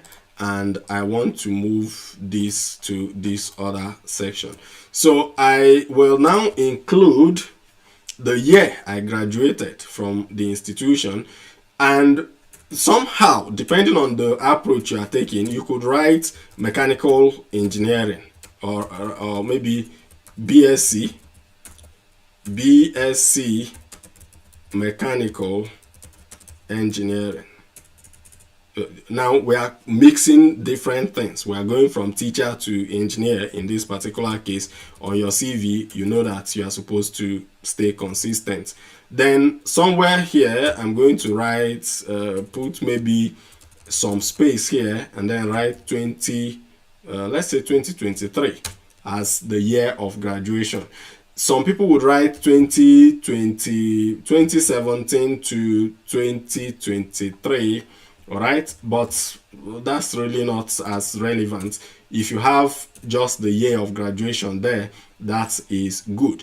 But for the sake of making this clear, I'm going to make this one in not to be bold. So the qualification is not bold, the university is bold.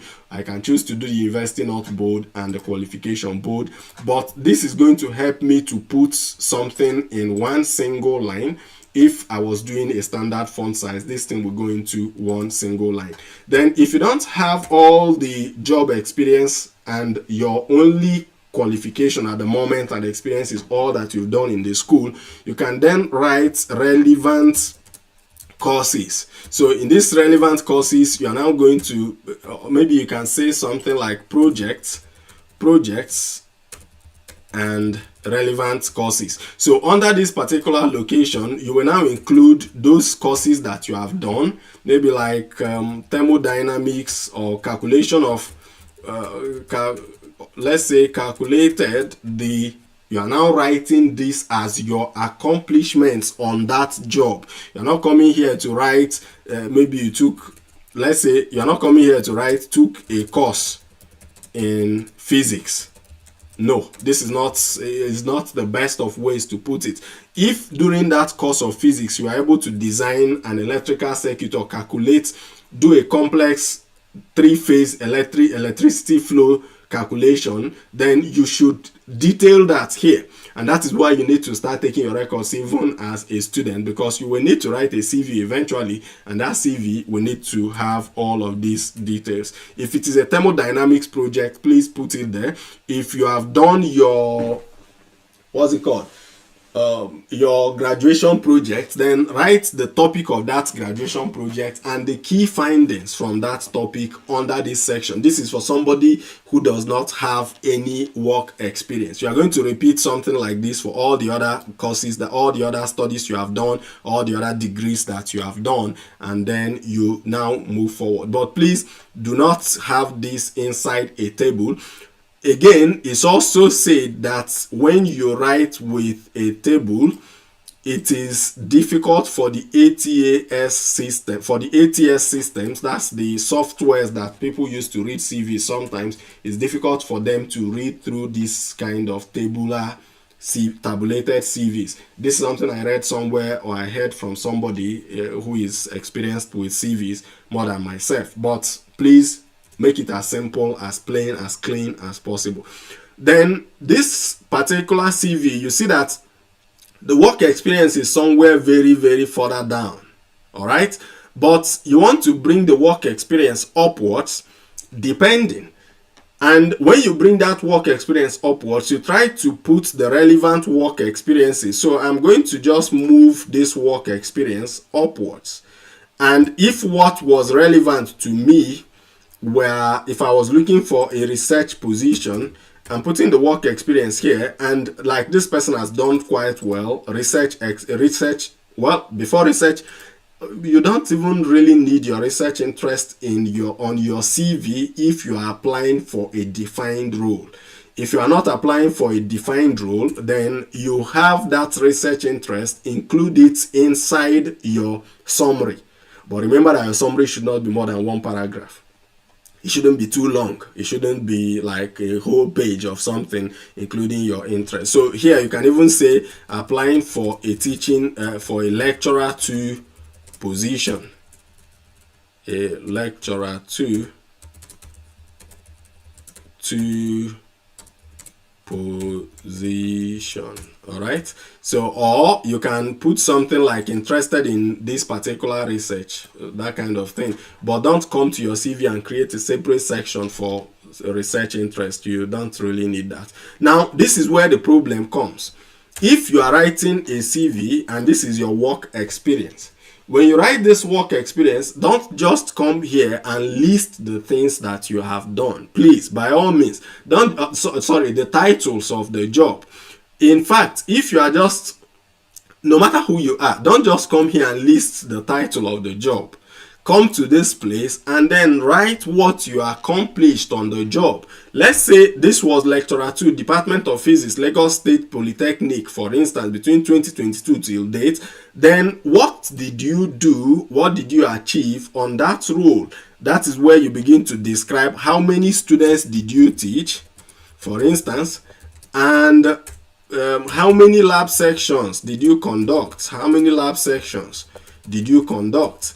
How efficiently did you grade the students or compile the students' results? Because this could be a challenge in some schools. These are just areas of, these are the similar things, the kind of things that you can really bring into your CV to define your experience, right? How many sections, how many lab sections, how many students, how did you improve those students? What was the improvement? What was the improvements on student performance? On student performance, all right? If you were on student performance, then if you were in engineering, for instance, what was your savings? How much money did you save for the school? Did you save any money? Let's put it that way. Did you save any money? Did you improve efficiency by what percentage? Right? If you improve the efficiency by what percentage? All right. So all of this, by the time you begin to think of all these things, all these questions that I'm including here, you'll begin to have answers. How many projects? How many? How many? For instance, if you are on the road, if you are a road engineer, how many kilometers of road? How many kilometers of road did you do? All right. So all of these are beginning to give quantification to the things that you are writing and to your CV. By the time you repeat this throughout the other work sections or throughout the other work experience sections, you would have got something very good. So you're not coming here to ask how many students did you teach. You are answering this question by yourself. You are not coming here to ask the person how many kilometers of road did you do, of course, but you are coming here to answer the question of how many kilometers of road you did. What was the efficiency? How much money did you save on doing that road? And how many percentage, by what percentage of efficiency did you improve efficiency on the system? Did you extend the lifespan of something? Did you expand or extend the lifespan of an equipment? You see, so these are the kind of questions you want to start asking, and once you start asking those questions on your CV, you will be able to get yourself a very perfect CV. Then professional qualifications, this could be qualifications, this could be professional memberships. All right, then you include all of that. If you are from Nigeria, NYSC is not a qualification. Is not even a professional membership. Certificate of proficiency, well, this may not necessarily be a qualification, but something like Quran, if you are, I don't know for other professions, but Quran can be something. Quran member. Quran is Council for Regulation of Engineers in Nigeria. I don't know what it is in your country, but please find out the name. MNSE, that's Members, Nigerian Society of Engineers. This could be your professional memberships that will be relevant. How, whether or not you should include this is dependent on the nature of the job you are applying for. If it's a regulated position, please include your relevant professional memberships right there. Then your publications. If you are writing a professional CV for jobs, you will not need this level of details for your publication. But there could be an exception. In one of the jobs I applied for recently, I was specifically told to include my publications because the position, I was being considered for the position because of a publication I had made. So I needed to include my publications to back that up, and that was going to be a knowledge, is a job in a company, but it's going to be a research oriented position. But if I was going to apply for a field-based job like my normal routine engineering jobs, I will not write my publications up to this extent. It's just going to make my CV a lot more lengthier. And very much often, academic CVs are longer than professional CVs because of this section of conferences and because of this section of publications. So you write your publication, the name, the year, the title of the publication, just the same way you will write it in a reference. If you are to reference that publication somewhere, as much as possible, include the DOI, so that if anybody wants to go and visit that publication, the person can go there and visit it. If I click on this now, code control, and click on this link, it's going to take me to this particular publication. And this is what a CV writing except. Wow. What did I just do? Oof. I've been talking and I thought my slides were showing up. This is... oh, sad something.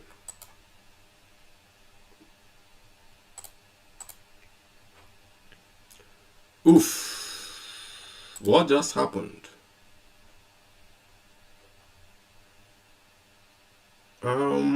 Did we see the session I just did, or did we not see it?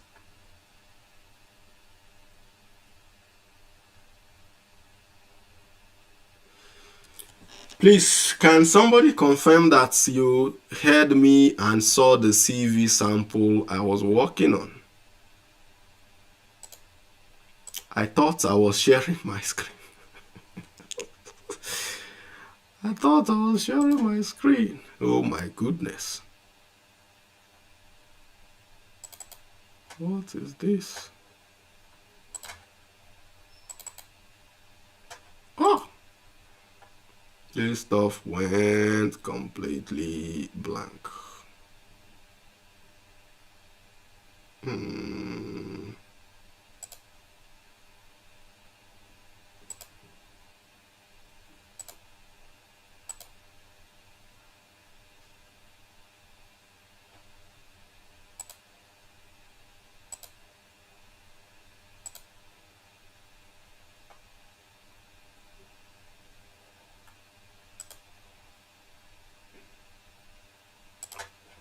Please confirm that you saw what I was doing just now. Let me see something. It's looks more like we lost a very important piece of section here. Did we see the CV session I just did or not?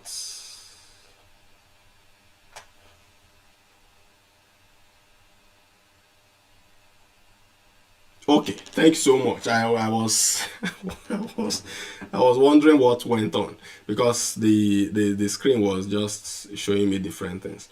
All right, so that's how you write your CV, and I believe we have learned something from this today.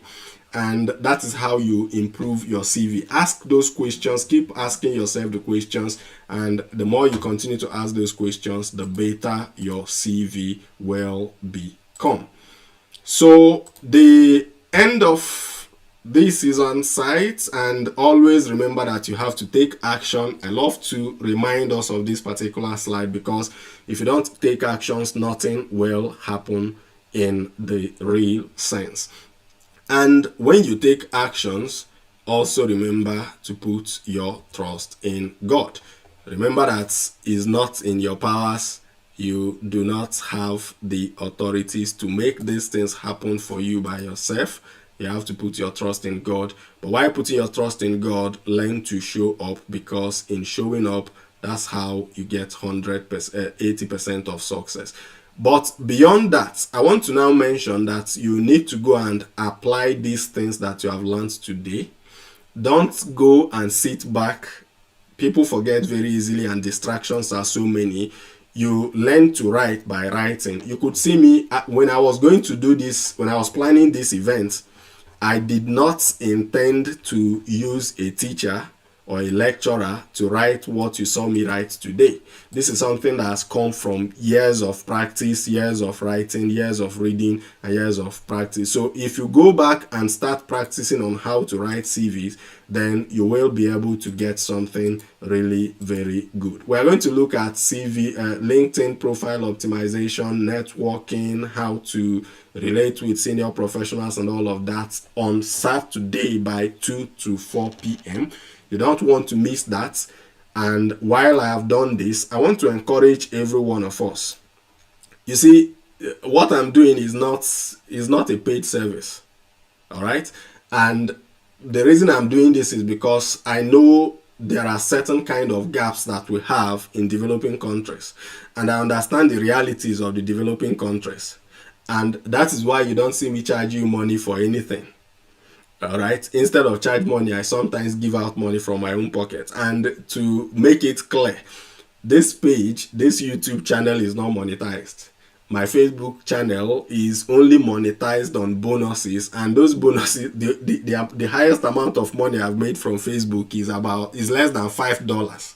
So it's not because the pages are monetized that I'm doing these things for free. These pages are not monetized as we speak today in the real sense of monetization, but there are gaps that we need to fill, and there are gaps we need to help people to fill in developing countries. And developing countries are places where I know the level of poverty and the level of hardship that people go through in some of these our African countries. So helping to see that people break out of that particular situation is something that gives me joy and something I'm passionate about. So to help me achieve that passion and to drive that goal to fruitful completion, I want to challenge all of us who are still on this call and who will watch this video at any point in time to copy the link to this video and to the video of yesterday, write a post about it on Facebook or on LinkedIn or on Twitter or in a combination of these places. Just write a post about it, what you learned, a small summary of what you learned, or a small summary of why somebody else should watch this video. Share it across to them and let all the people within your network be able to see it. You can write this on the platforms you belong to, like groups you belong to, your Facebook groups, your WhatsApp groups, if it is permitted to post things like this there. You can go ahead and write on those platforms, create that simple post there, and that will be fine. Then for Saturday's meeting, invite as many persons as possible. I've had networking sessions or LinkedIn use sessions for people who are young people. I've heard it. People who are more elderly than myself have attended it. And more recently, I helped somebody to optimize his profile, or we are working on profile optimization for one of my colleagues in school. And even though that colleague is a PhD student, you could see the difference between somebody who has used LinkedIn for a while, who has been actively involved in networking, and somebody who has not been so actively involved in networking. And this whole experience, from using it to get jobs, from using it to search for scholarships, how you can use it to search for scholarships, to using it to do sales, I'll bring all of those experience on Saturday. I don't want you to miss it, and I don't want any of your friends to miss it. The flyer for this event is on my Facebook page. You can take up that flyer and share it across to every other person. Now, questions, if there are any, we can take.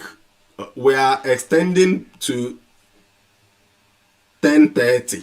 It's going to be a very tight question and answer. If I'm not able to answer your question today, then watch out for subsequent videos and I'll be able to answer it. But don't leave with your questions. Drop your questions in the comment section and we can look at them.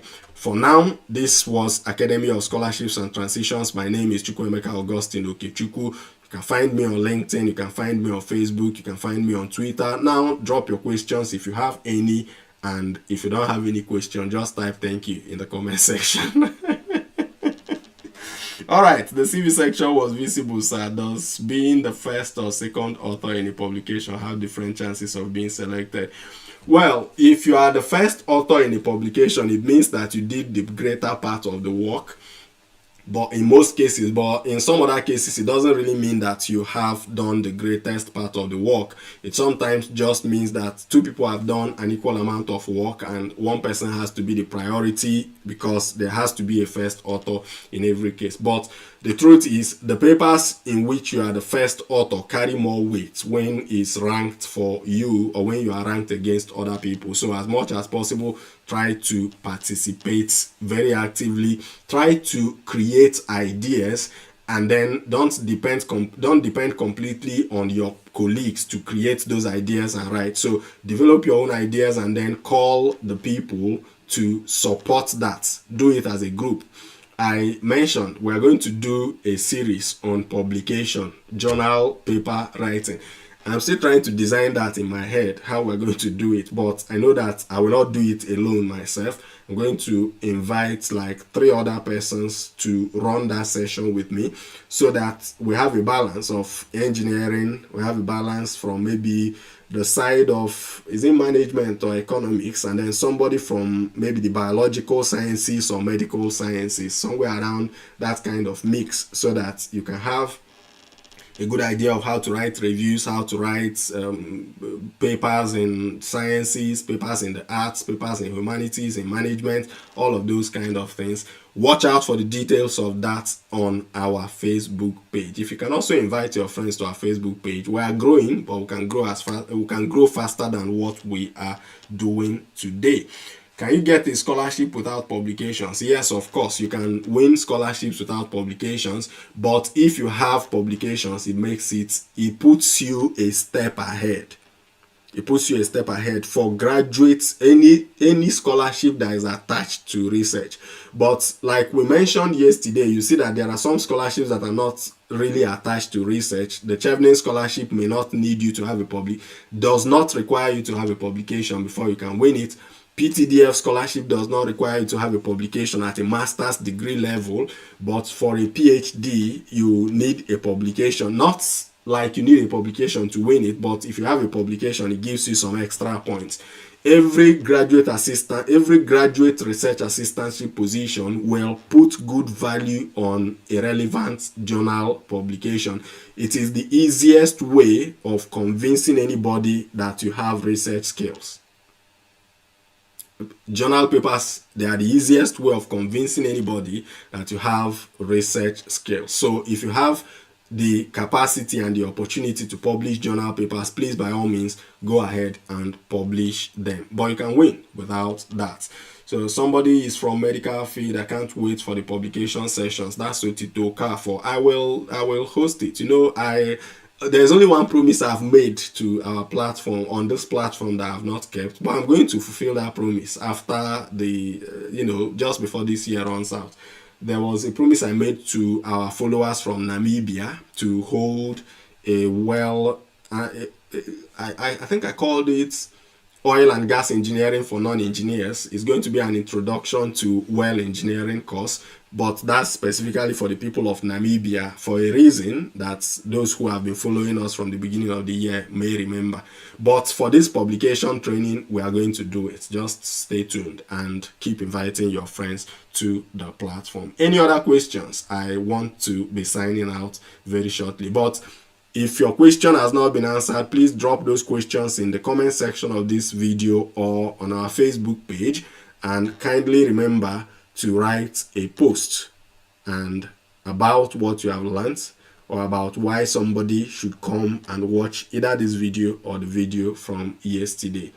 Thank you so much for joining today. I believe your time was not wasted, and if you have enjoyed this session, drop a message in the comment section, say thank you, and that will be me signing out. If you did not fill our form, our feedback form yesterday, please just hang on briefly. I will post that on the chat now, and you can fill that feedback form for me. I like it because, again, it helps me to get good idea of what is going on, where we can improve, what we need not improve, and all of that. And in addition to that is record keeping as well. We have mentioned a lot about record keeping today, and as a person, I practice what I teach. So please give me some information about what you think about this event. Is it something that we should continue to do, or something that we should stop doing?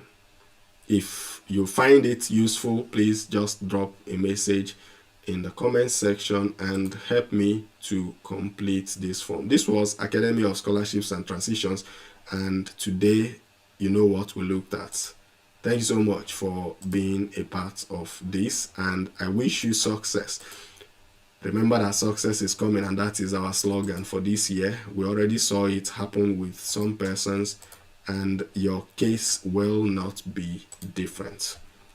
Please help me and fill this feedback form. Where is it? Okay, sorry. Please fill this feedback form. All right, that's it. If you have not subscribed to this channel, please do. If you have not followed us on TikTok, do. If you have not followed us on Facebook, do. There are different kinds of information that we pass across in all of these different platforms. Academy of Scholarships and Transitions, and I will be signing out just now in the absence of question. Okay, somebody said research experience, is that like participation in a project of area of interest? I would say yes and no. It depends. A project can be a research-oriented project, and a project can be a non-research-oriented project. So if the project is research-oriented, in that case, you can say yes, your participation in that project can be counted as research experience. But if the project is not a research-oriented project, then you just use that as your work experience, is not a research experience. But regardless, there are skills you develop from projects that are relevant to research. For instance, every research is bound by a timeline, or most researches are bound within a particular timeline. Projects are also bound within a particular timeline. So being able to meet deadlines is a skill that's relevant to research and as well relevant to project delivery. Then writing reports is also relevant to research and relevant to projects. The nature of the report might be but is different depending on the nature of the project. But that ability to write those reports, take note of those key things and put them into a form that somebody who was not part of the project or part of the research can read and understand the findings, the methodology and all that, that's something that cuts across both of them. So that experience is also useful in projects and useful in research. That's the much I can say about it just now. If there are specific questions, you can maybe reach out on WhatsApp and I'll try the much I can to answer, but I'm really a very busy person. Thank you so much for joining. Help me to complete that feedback form and we will be signing out just now. How can I qualify student number, quantify student numbers as a teacher taking from SS? Yeah, so it depends. If you are taking students from SS1, there are different ways to approach these things. So you can write something like a total of 200 students, including 50 SS1 students, and or maybe 50% of which are in senior secondary 1. Does that make it simple? Or you can write something like 500 students, 50% of which are in the age bracket of 5 to 10 years. It's just as simple as that. But like I said, if you go through those questions I was asking while at the point of writing that CV, you'll begin to find how these things can fit into their places. And you see, I didn't have to think much about this before I came up with this response. And that's why we all need to start practicing today. I'll be glad to see you guys practicing how to write CVs or even writing about the learnings from today.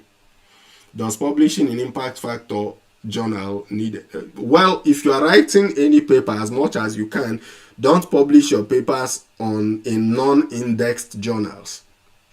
If a journal is non-indexed, don't waste your time publishing with them.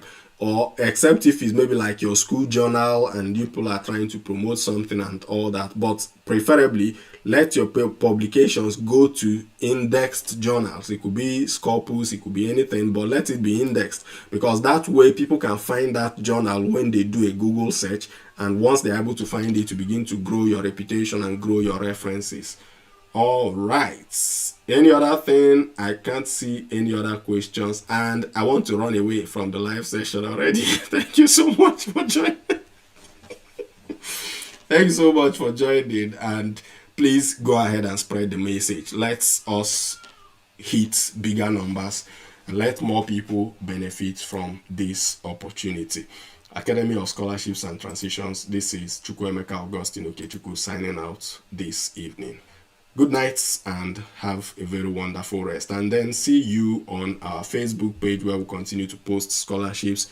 And see you on Saturday when we do the networking session. You know, many people are afraid to network. They don't know what to say when they meet strangers. Come on Saturday and that story will change by the time we are done. Academy of Scholarships and Transitions will deliver value here and success is coming.